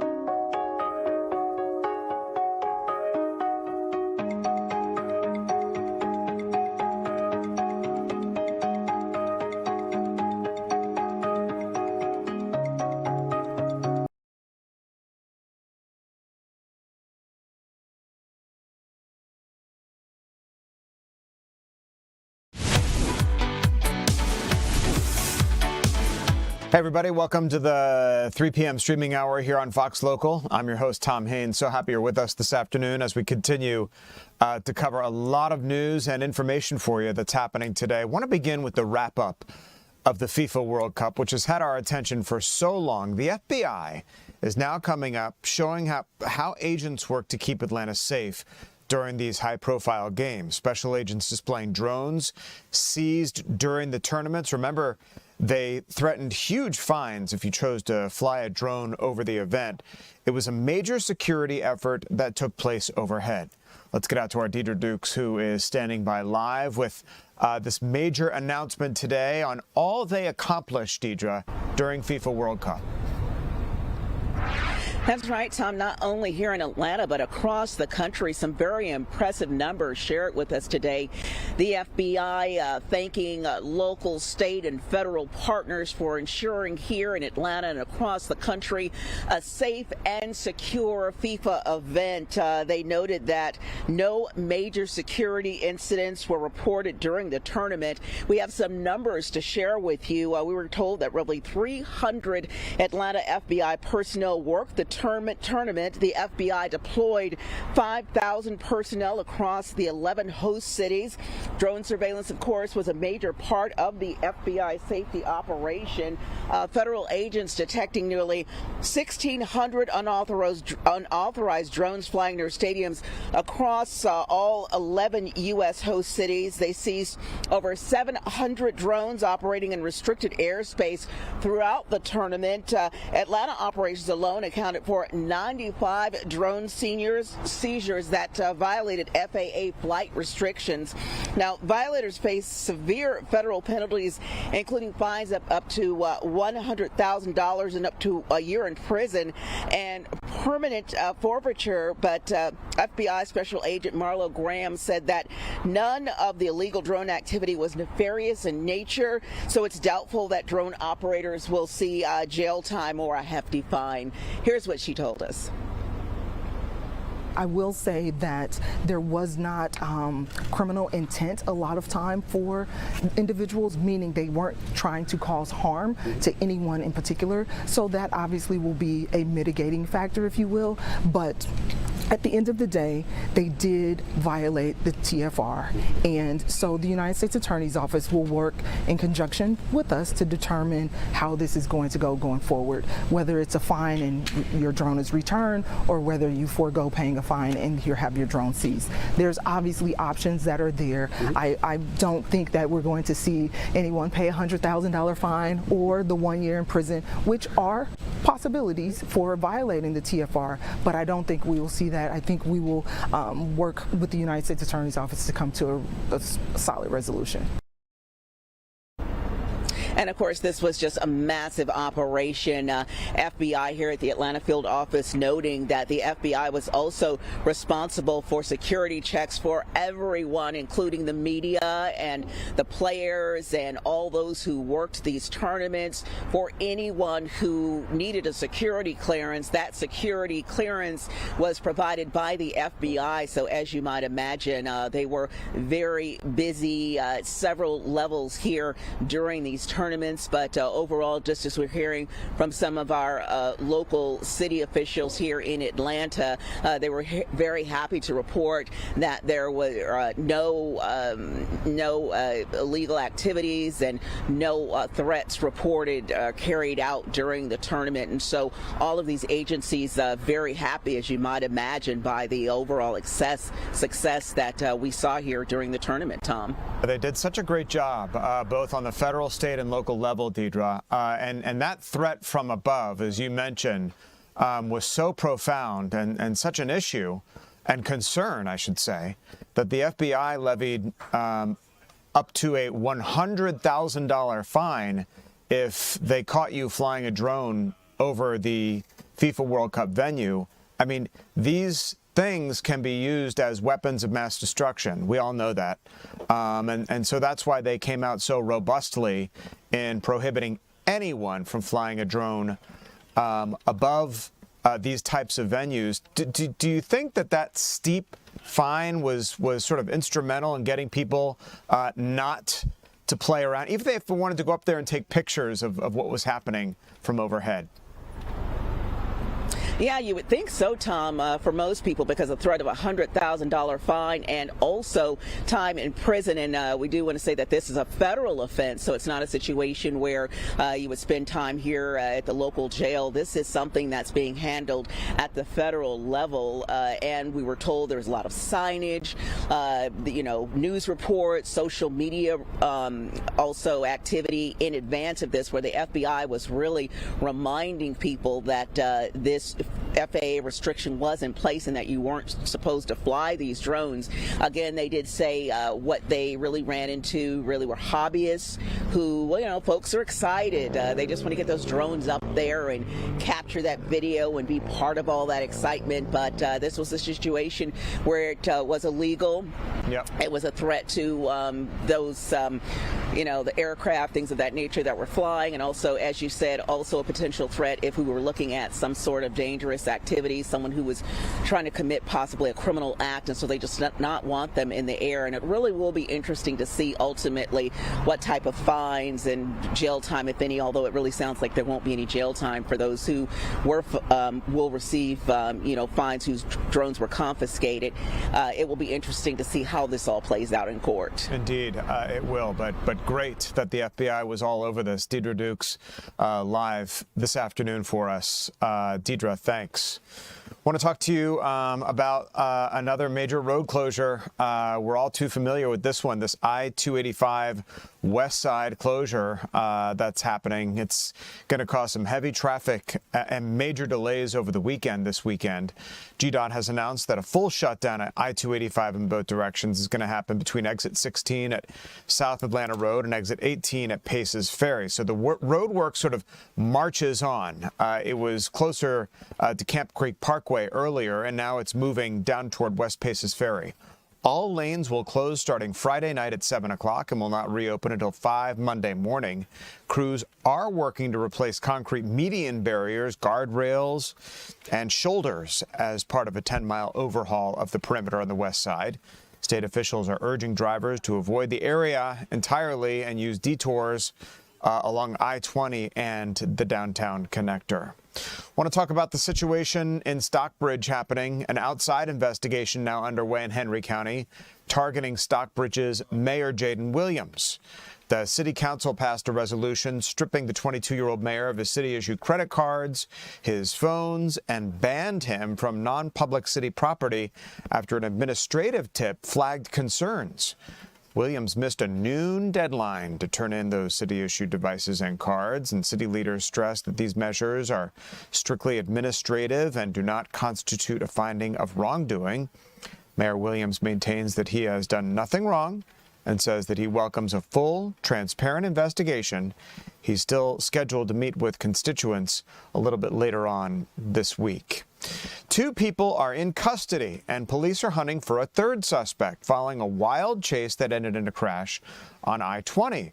Conyers police say that officers responded to a Comfort Inn on Klondike Road just after 3 o'clock this morning after getting reports of active car break-ins.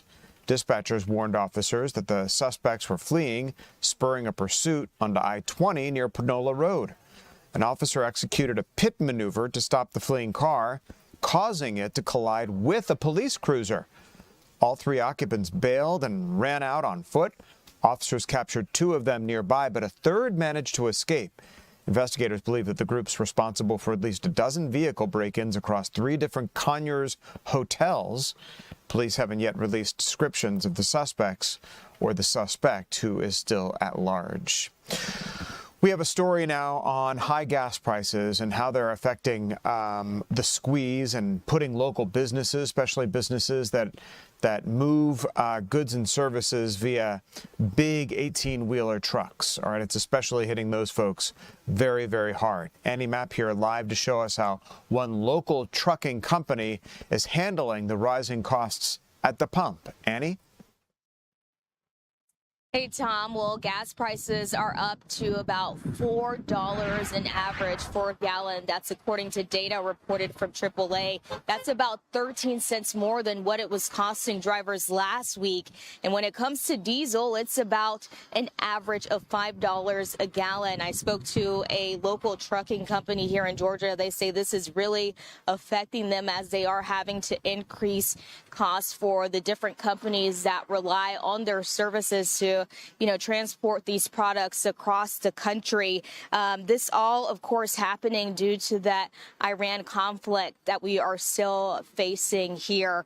And they are fearful. They don't know what the next few weeks will look like. We were able to speak again to a local truck driver. He says that he has had to make changes. For instance, one of those changes has been having to tell drivers maybe not to drive as much during the day as they were doing before, not to run the air conditioning as much at night, which is very difficult to do, especially when we are dealing with the hot weather conditions that we have dealt with so far these last few months. So just take a listen to what he told us a little while ago.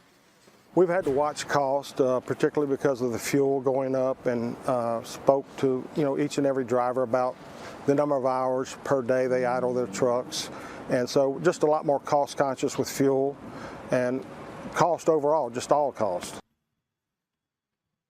And again, diesel costs since this Iran conflict started is up 30%, more than 30%. And that owner that you just heard from told us that it's been a while since they've had to deal with such large increases. So they are having to look at their business model and cut back some things. He says, thankfully, they haven't had to get rid of some employees. But if the situation does continue, they will have to start really looking at how to move forward, Tom. Yeah, and this, Annie, ultimately affects the price of goods and services, right? I mean, the cost of transport directly affects consumers. So it not only hits the trucking company on one end, but ultimately makes its way onto store shelves and hits consumers right in the pocket.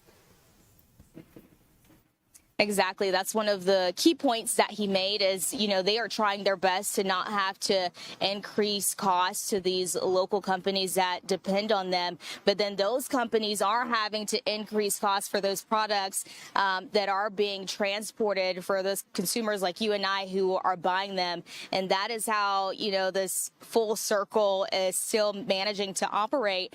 But he says, you can only do that so long, and you can only increase prices for such a time period. So he is hoping, he says he and other industry people in this trucking industry are really hoping that there will be some relief here soon. Yeah, well, let's hope the situation in the Middle East settles down so that fuel, gasoline can also come down and provide some relief, as you said, for consumers. Annie Mapp live on top of this story about how high fuel prices are impacting truckers here in our area. Annie, thanks. Well, some good news, at least on the grocery front, as Americans continue to feel the pinch at the checkout counter. A new study shows one major grocery chain is winning the price war. We're talking about a comparison of 15 store brands, essentially ranking Kroger as the most affordable option among 4 major national retailers. Kroger's basket came out to $30 total, offering the cheapest prices on 10 staples, including things like eggs, milk, bread, and spaghetti. Walmart came in a close second at $30.95, followed by Aldi and Albertson. Although Aldi placed third overall, the study highlighted its store-brand dairy products as a particularly strong value for budget-conscious shoppers.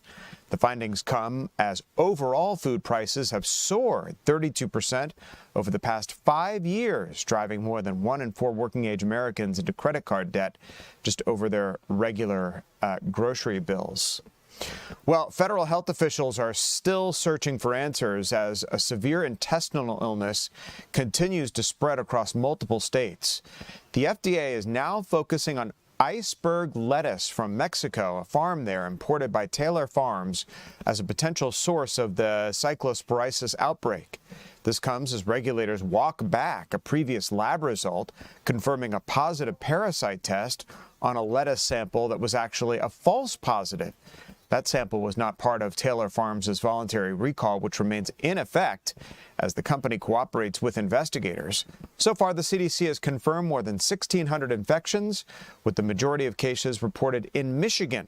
Health officials warn the true number of illness is likely much higher, as many people recover without getting tested or seeking medical care. In response to the outbreak, some restaurant owners are stripping iceberg lettuce from their menus entirely, while the FDA continues testing produce at the southern border. Well, we just talked about Iran a second ago. President Trump expected to decide whether to expand military operations against Iran in the coming days. U.S. forces have already launched intense airstrikes for 10 straight days. A return to full-scale war could include strikes on more sensitive targets. U.S. forces carried out their latest wave of strikes on Iran on Monday night, while President Trump considers a greater military response. Iran says it's already fighting a full-scale war with the U.S.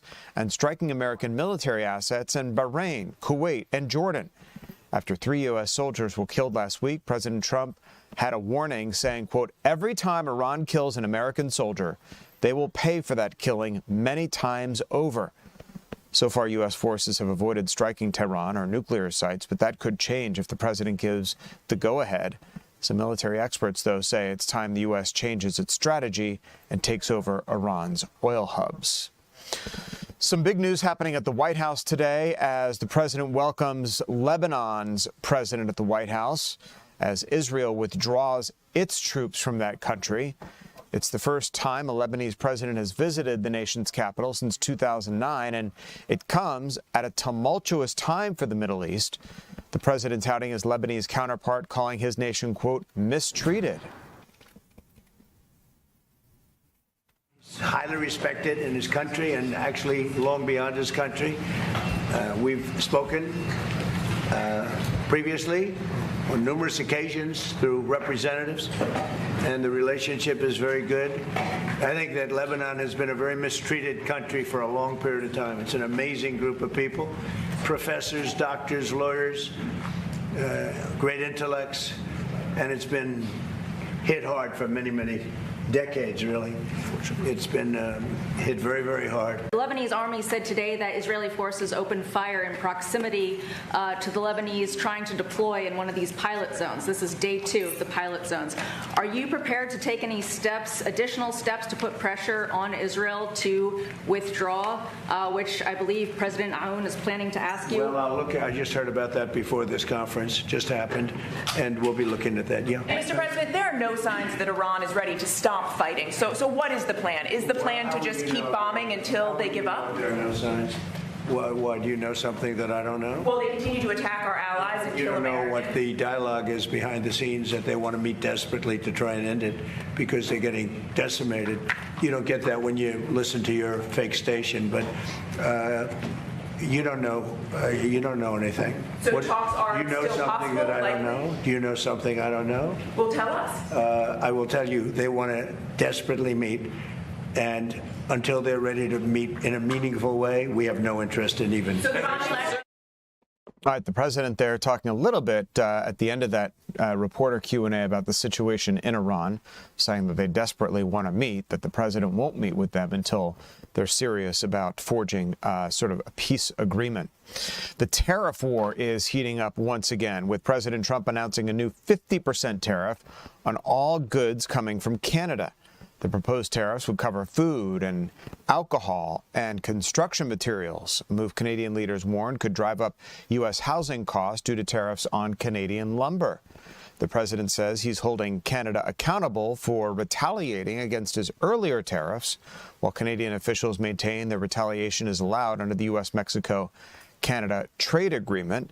This new round of tariff threats also follows criticism from the president regarding wildfire smoke drifting into the U.S. from Canada. Democrats argue the tariff will exacerbate the affordability crisis ahead of the midterm elections, while some economists say that the pressure could eventually force a new fair trade agreement.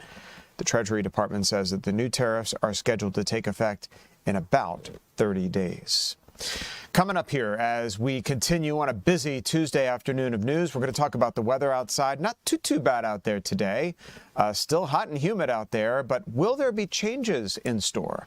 Meteorologist Alex Forbes here waiting in the wings to talk to us about that as we continue.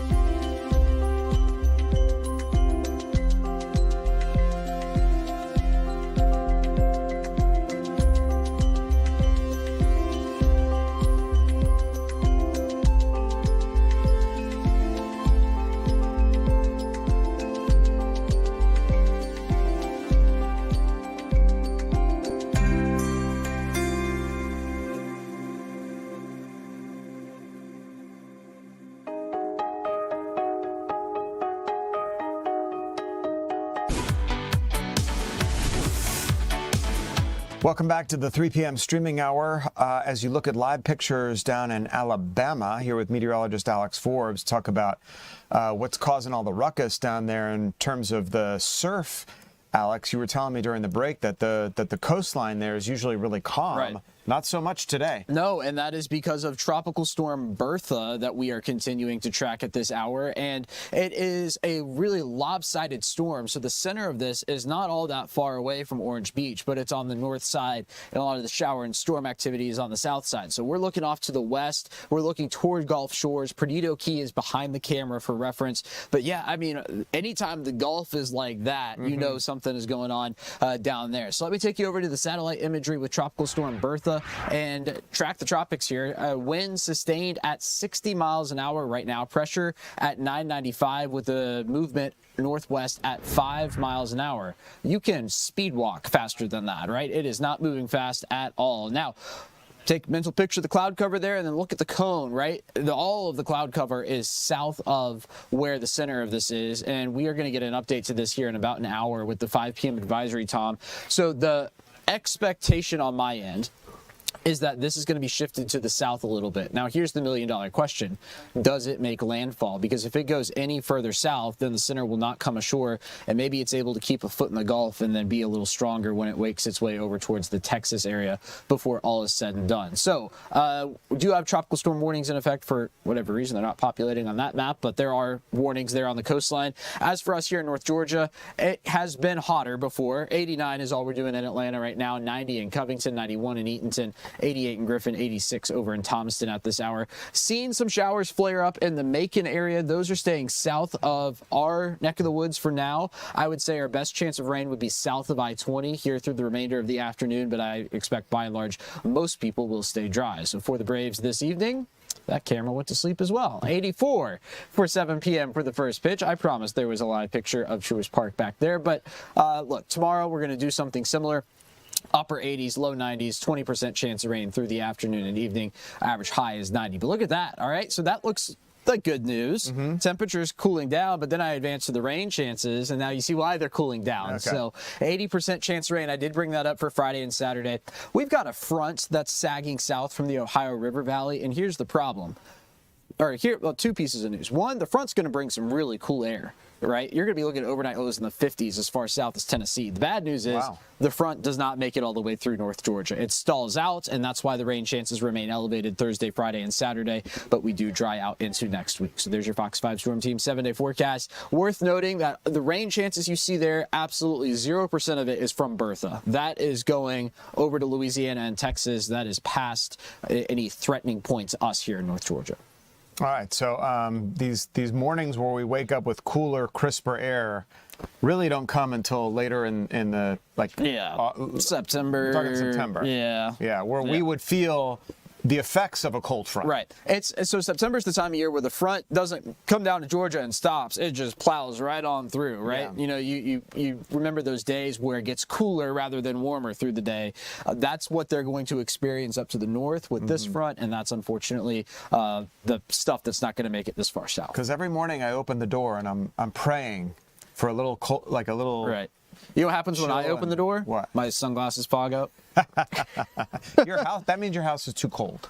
Well, Okay. I'll Gotta say raise something that to my air a little apartment people. But looking forward to at least a little bit of a cool down on Friday and Saturday, even though it means more rain. Right. We'll take it. Yep. Means we can kill the sprinklers for a couple days. That is true. We can save on the water bill. And it's going to bring some much needed rain to some spots that are in severe drought still. We do still have that across North Georgia, mainly north of Lake Lanier. All right. Good enough. Alex, thanks so much.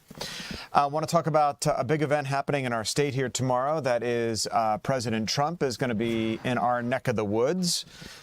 He's scheduled to visit Wheeler High School in DeKalb County next week to pitch his student investment program. What we know about this, the president plans to travel to the school to outline the so-called Trump accounts. It's an initiative which sets up investment accounts that track the stock market on behalf of children. Of course, these are tax-deferred accounts, and if you have a child and you haven't opened one yet, you might want to consider doing so. I believe that the government starts you off with $1,000. So, why turn that away? The event's scheduled to start at 2 p.m., and those interested in attending can register. The White House and Cobb County school officials confirmed the president selected the district to highlight academic excellence and student success. The event's going to feature exceptional educators and students who have helped establish the school system as a national leader in public education. The president's supposed to make some remarks at about 3 p.m. So during our time here on the 3 p.m. stream, the president might be speaking from the school. And of course, we will be carrying his remarks live here. The Cobb County School District, for its part, says that they are honored that the President of the United States has chosen to visit the district for an event that highlights education and student achievement. The school district was saying that we look forward to welcoming the president and showcasing the high-quality academic choices which Cobb County makes and is the best place in the nation to raise a family. That according to the school district. Well, the Atlanta Police Department and public schools are unveiling new security units to deploy into schools to keep students and staff safe. Today, APS Police unveiled this tactical team and drone team showcasing their capabilities. Kevin Stewart is live with a first look for us at this new technology. Kevin at the Operations and Technology Center for us this afternoon. Kevin? Hey, Tom. This was something that was pretty interesting to watch today. To give you some background here, 10 years ago, APS created its Office of Security, and that involved a police department and emergency management, and they've been building it out over the years. And for the first time ever, they're going to have a tactical unit and a drone unit. We focused on the tactical unit because previously, if you had a big emergency while APS was was going to be involved, their police squad was going to be involved, they relied heavily on APD and the Fulton County Sheriff's Office. And so what they've done now is they've picked certain officers, trained them, and said, hey, you're going to be on the tactical unit, and this is going to be a mobile unit that will be able to respond to any type of emergency at a school, for instance, a school shooter. And they drilled through that this morning, which was a pretty tense scene with simulated gunfire and all. I want you to take a listen to APS's Police Chief Ronald Applin. Take a listen. This has been something in the works for quite some time. We've been wanting to do this for a while, but we know that, for example, we have our partners. Atlanta Police is great partners. Fulton Sheriff, great partners. You pick any other Metro Atlanta Police Department, Sheriff's Office, they're going to support us. But they also have issues that they're dealing with too. So we always think about what would happen if we needed a tactical team and Atlanta's team was busy doing something, or Fulton Sheriff was busy doing something. Who do we have to rely on? So we have to be able to have a force in place to be able to deal with that. Not only that, but also having, because we're in the schools, and when calls go out, we're going to hear the calls, of course, but having a force that's ready to respond right away makes a big difference. You know, if we can reduce the amount of time that it takes to deal with the threat, the fewer people are going to be hurt and injured, if we can do that. Yeah, and that is obviously the key, to try to keep all the children safe and apprehend whoever is the bad person at that time.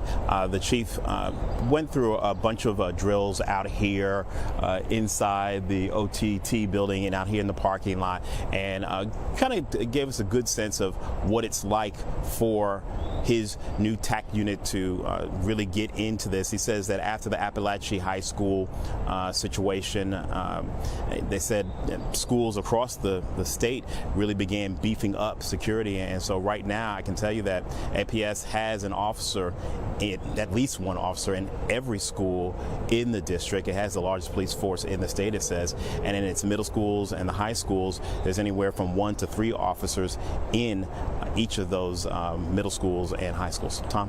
Kevin, we were just watching video while you were talking about this incredibly reassuring, for parents at least, and staff, program that APS is deploying, and we saw footage of the drones flying around, and we're watching right now one of the officers operating that drone.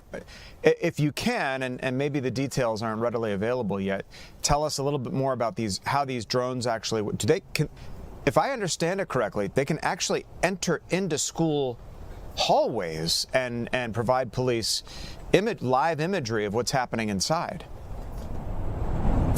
Yeah, they can, but when they certainly have that capability. But one of the things that they really emphasized today is how they're bifurcating this whole thing, where you have the drone acting as the eyes outside, say, a building like this, and giving the officers a good sense of what to expect from the outside, and then the officers that you saw going into the building and trying to neutralize the threat inside. But we have certainly seen examples of drones being able to navigate through a building. Yeah, and penetrate it and provide some eyes on for law enforcement officials. Incredible work there, Kevin, and a great look inside the operations and training that goes into keeping our public schools safe. Kevin Stewart, live for us this afternoon with Atlanta Police. Kevin, thanks so much. As we continue here, a new training center in Union City teaching everyday neighbors life-saving skills. Our Maria Guzman is going to join us right here live as we continue.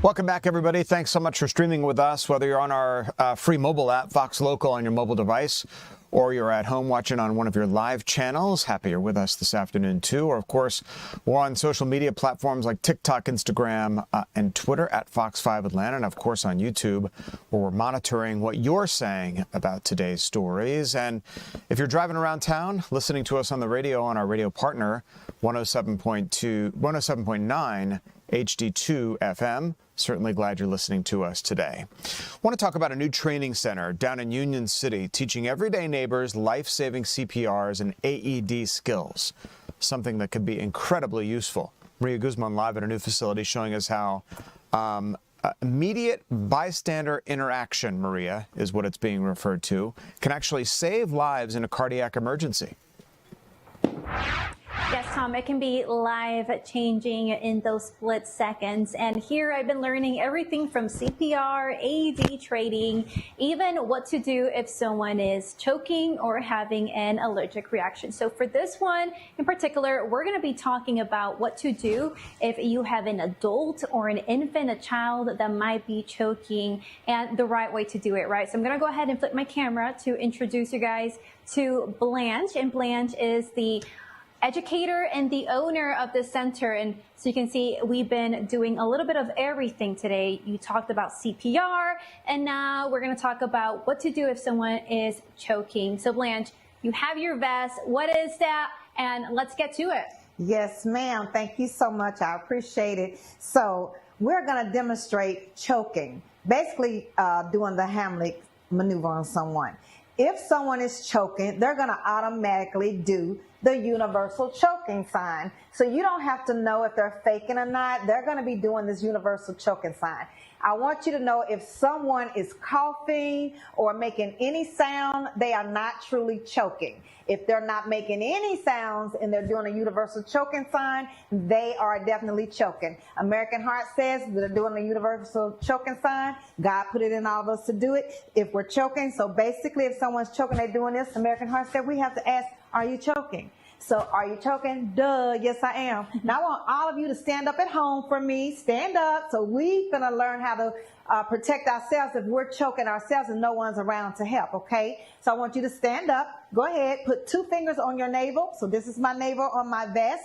This is my training vest. So I'm putting 2 fingers on my navel. I'm pretending this is my navel. I'm going to make a fist. My thumb is outside. I'm going to go right above those 2 fingers, and I want to have my thumb inside there. I'm going to remove my 2 fingers, put my hand over this, and I'm going to go in a scooping position, okay? I'm going to scoop. So here's my 2 fingers. I'm going here, and then something's going to come out of here. Now, I don't know if you're going to see it, but here we go. Woo! And there it went. So you're able to save yourself. Now, let's say you kept doing this and someone you couldn't get that dislodged. It stayed in their airway. And all of a sudden they go limp. Oh my goodness. Now they're unconscious. What are you going to do? Well, you're going to tell someone when you're doing it. So basically, let me tell you, I'm going to demonstrate on this one. So if you were helping someone, you located their navel down here. I wanted you to put one leg in between their 2 legs, okay? And you're in between their 2 legs. You're going to make a fist and go right above those 2 fingers, remove it. And when you're going in and up, that's when if it doesn't come out, they go limp. Your leg is already in between their 2 legs. You can feel how they went limp. At that point, I need you to go ahead and lay them down on a hard surface. tell someone to call 911 and get the AED, and you begin CPR starting with compressions. You will be doing your 30 compressions. After you do your 30 compressions, after you do 30, and I'm not counting 30, and I know that, but after we do 30 compressions, you have to do the A in CAB. To see what's compressions, you have to do the A, which is the head chin tilt. And then before you do the B, which is breathing, you have to look in the mouth. Remember, they were just choking. So if you look in the mouth and you don't see the object, go ahead and give them a breath, okay? If the breath doesn't go in, reposition their head. You have at least 10 seconds, all right? And you try to give a breath. And then you want to get back to doing the compressions. But each time before you deliver a breath, you must look in the mouth to see if you see that object, because you witnessed them choking and passing out. If you never see the object, give the breath. If you do see it, take it out. The saying of blind finger sweep, we don't do that anymore. So please do not put your finger down in there to grab anything out. If you do not see it, do not reach for it. And I know it's different with infants. I'm going to go ahead and pass you here an infant. So you can show us if there is a mom or a dad, God forbid, they're in this situation, what to do with an infant. Absolutely. So if the baby is choking, you're going to straddle them over, because remember, they're on a hard surface. So my leg bone is hard, my arm bone is hard, and the baby is here. I've got their face covered. They're not breathing or anything right now. Gravity is your friend. You want their head down. In between their shoulder blades, you're going to do 5 back blows. 1, 2, 3, 4, 5. You switch them over to the other arm and leg, and then you do your compressions. 1, 2, 3, 4, 5. And you're going to do that over and over and over again until the object comes out or the baby goes limp. And if the baby goes limp, what do? You guessed it. Put the baby on a hard surface, tell someone to call 911, get the AED, and you begin CPR starting with compressions. And hopefully you're saving the baby. Thank you so much. And then just how critical, I know some people might say, I might never need this, but how critical is it to know and have this in your toolbox? It's extremely critical to know how to do this. There are people that can choke anywhere at any time. You can be at a restaurant eating something and someone choking. You want someone to know what to do. You want to be able to know what to do. If you're choking yourself, if someone else is choking, it's critical, because could be life-saving. If you learn how to do that quick little thing, the Hamlet, you can save somebody's life. Just think, if you don't act or don't respond, they're going to die right there on the spot, because their airway has been blocked off. They cannot breathe. The circulation and oxygen been cut off to the brain. You need to step in and help. Let me help you respond with courage and perform with confidence. Come and see me at One Breath at a Time here in Union City. Thank you so much. I can hear the passion that you have for these type of skills and techniques, and you're able to come here, get certified. Anyone can be certified. You don't need to have any background already, so anyone can come and you can leave this center already certified. So that's pretty cool. 1 day, 3 hours max, and you can be certified on CPR and AED. Yes. I agree with you, Maria. I love the enthusiasm, and that's the kind of person you want to learn from.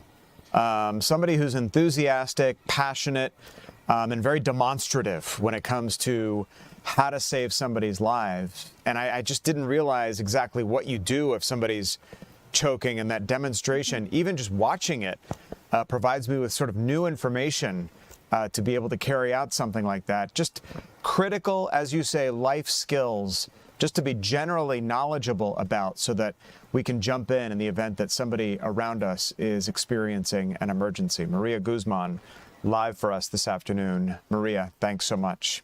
When we come back here, some popular trails along the Chattahoochee open once again after some much needed renovations. We're going to talk about that live when we come back.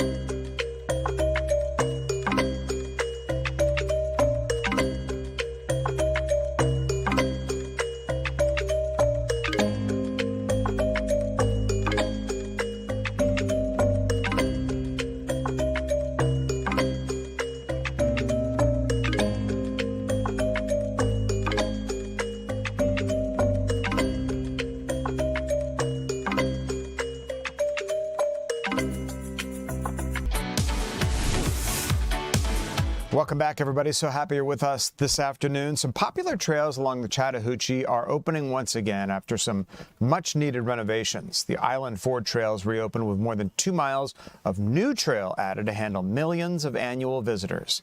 Let's get out to our Chris Rosenthal live at the park with a look at this overhaul. Chris? Conservancy up here in the Island Ford area here, and you know, if you haven't been here, it's absolutely beautiful, but it's been shut down since around January as they have worked to upgrade those trails here. This is just one of the sections that they've upgraded, adding these steps in here and some drainage features all along the river. You might be able to see the river down there. They have 66 miles of trails, and they've updated it, added a couple more miles of trails, done some renovations, open in time here for the summertime. Now, I got a little bit of a tour, a little walkthrough here with Brittany Jones. She's the executive director of the Chattahoochee Park Conservancy here, and she's telling me a little bit about this area and some of the work they have done. Let's take a listen. I mean, tell me about that project. Tell me about, you know, first of all, why were improvements needed and what were some of the improvements you guys made? Yeah, so these trails were kind of an inherited trail system when the National Park Service took over in 1978. And so we're looking at old road beds, old footpaths of fishermen just trying to get to the river. And this park sees 3 million visitors every single year. So these trails weren't really constructed to handle that much volume. On top of that, erosion is pretty prevalent, especially when you're near a water source.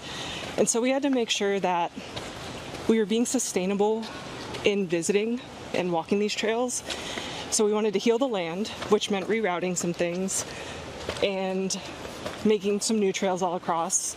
And we also wanted to provide just a really nice, welcoming national park experience for folks. So when you're here, you might be looking around and thinking, oh, this just looks like a wild trail. And it's very intentional. We didn't want to over-design it. We didn't want to over-construct it.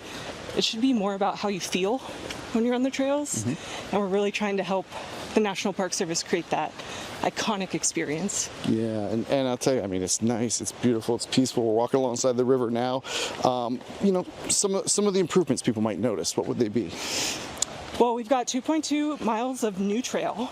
So if you've hiked here before, it's a whole new adventure to have. We also have 2 new footbridges along these trails. We've done some narrowing of the trails as well. So even where we're walking right now, this would have been 6-8 feet wide. So we brought it back in so it feels like that intimate forest experience too. Yeah. And a lot went into this, huh? Oh yeah. It's been about 2 years in the making. It took 6 months of construction. We had to close down the whole unit, which was hard because folks love Island Ford. But really, the whole reason we're here and we can celebrate it is because our community showed up and wanted to take care of their public lands. Yeah, these beautiful public lands. Again, you can see the Chattahoochee River down there. Brittany was telling me about 70% of our drinking water in the city and our water we use comes right through there. So absolutely beautiful area. Open back up for the public to, this trail's open back up for the public to enjoy. 3 million visitors a year, which is pretty amazing here.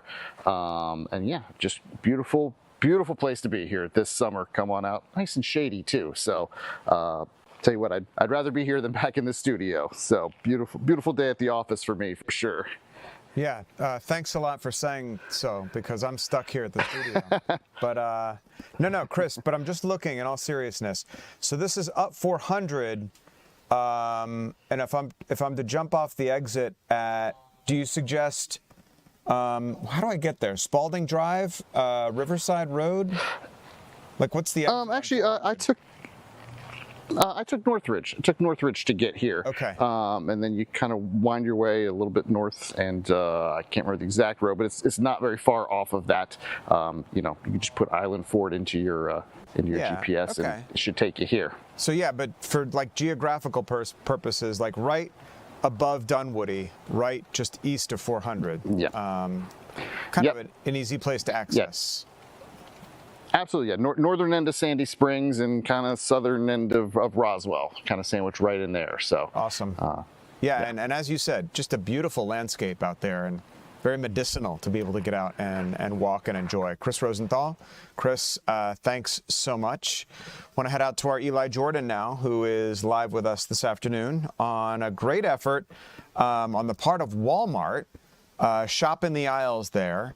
You look like me when I used to do the Toys for Tots live shots. I'd really get into it and actually shop for toys in our local Publix grocery stores so that I could put them in the big box in the front of the store. But you're shopping, Eli, for school supplies. Tell us more about that. Hey, yeah, Tom, you know, rulers, erasers, pencils, oh my, yeah. I mean, just less than 2 weeks from now, Metro Atlanta school kids will mostly all be back in school. It's just a travesty, I say, you know, because we used to wait till Labor Day to get back into school. But, you know, nowadays they start early, this year-round school. But so that means parents have to shop early and often probably because kids lose stuff all the time. But it's good to get out now while things are on sale. Walmart kind of understands and, you know, just trying to take the pressure off of families and teachers too. Teachers have to buy supplies for their own classrooms. And so they're, you know, they got a lot of different sales. A lot of different stores have sales, but you know, Walmart's really promoting their sales a whole lot, rolling back some prices on the essentials for, you know, pencils, markers, pens, paper, glue, and they got it all here. But it's good to shop early and go ahead and stock up because you know the school year isn't just that first day of school; it is all year long, and so you don't want to run out of stuff. And I spoke to a teacher about the challenges of getting and keeping supplies in the classroom. Here's what she had to say. It's definitely a struggle sometimes, one, because of prices, and then two, I teach at a Title I school, so, you know, each family has different economic backgrounds, so not all students come with a full pack, you know, full of supplies. Some come with little or none. So as a teacher, I want to allocate money from my own paycheck to be able to support those students, just to relieve that stress from the child and the family members as well. Now, if a parent might have a little bit of extra money while they're shopping for their kid, is, I guess, a care package for a teacher welcome? Oh, of course. Definitely welcome. The more the merrier. My goal as a teacher is just to provide, you know, basic needs, necessities for my students. So extra support, extra help is always encouraged from other families. If I wanted to help out a teacher, what would you say some of the key supplies they need? I think some stuff that we definitely run through the most is copy paper. We make lots of copies for notes and note taking. Definitely notebooks, spiral notebooks, glue. We go through lots of glue. And obviously pencils and pens, we go through that a lot as well. And that was Giselle Velez, teacher, third grade teacher, and talking about the needs. And don't forget, you know, stock up while you're out here. And if you don't see what you want, go online and check it out, see if you can get it there. Tom, back to you. Yeah, and the key, Eli, is to get out there early, right, while supplies are still in abundance. Because if you wait till the last minute, those shelves are clear by the time we get to the start of school. Oh, yeah. Yep, absolutely. Right. And they don't have a trapper keeper. I don't know if you had a trapper keeper or not, but I can't find a trapper keeper. With the Velcro. Exactly, yes, I know. Those are the coolest things to have. All right, oh, yeah. Eli Jordan live at Walmart with how kids are getting ready for school and the needs of teachers inside the classroom. Eli, thanks. And thank you so much for joining us here for the 3 p.m. streaming hour on Fox Local. It's been so good to have you this afternoon. I'm Tom Haynes. Don't go anywhere because the news continues right here, right now.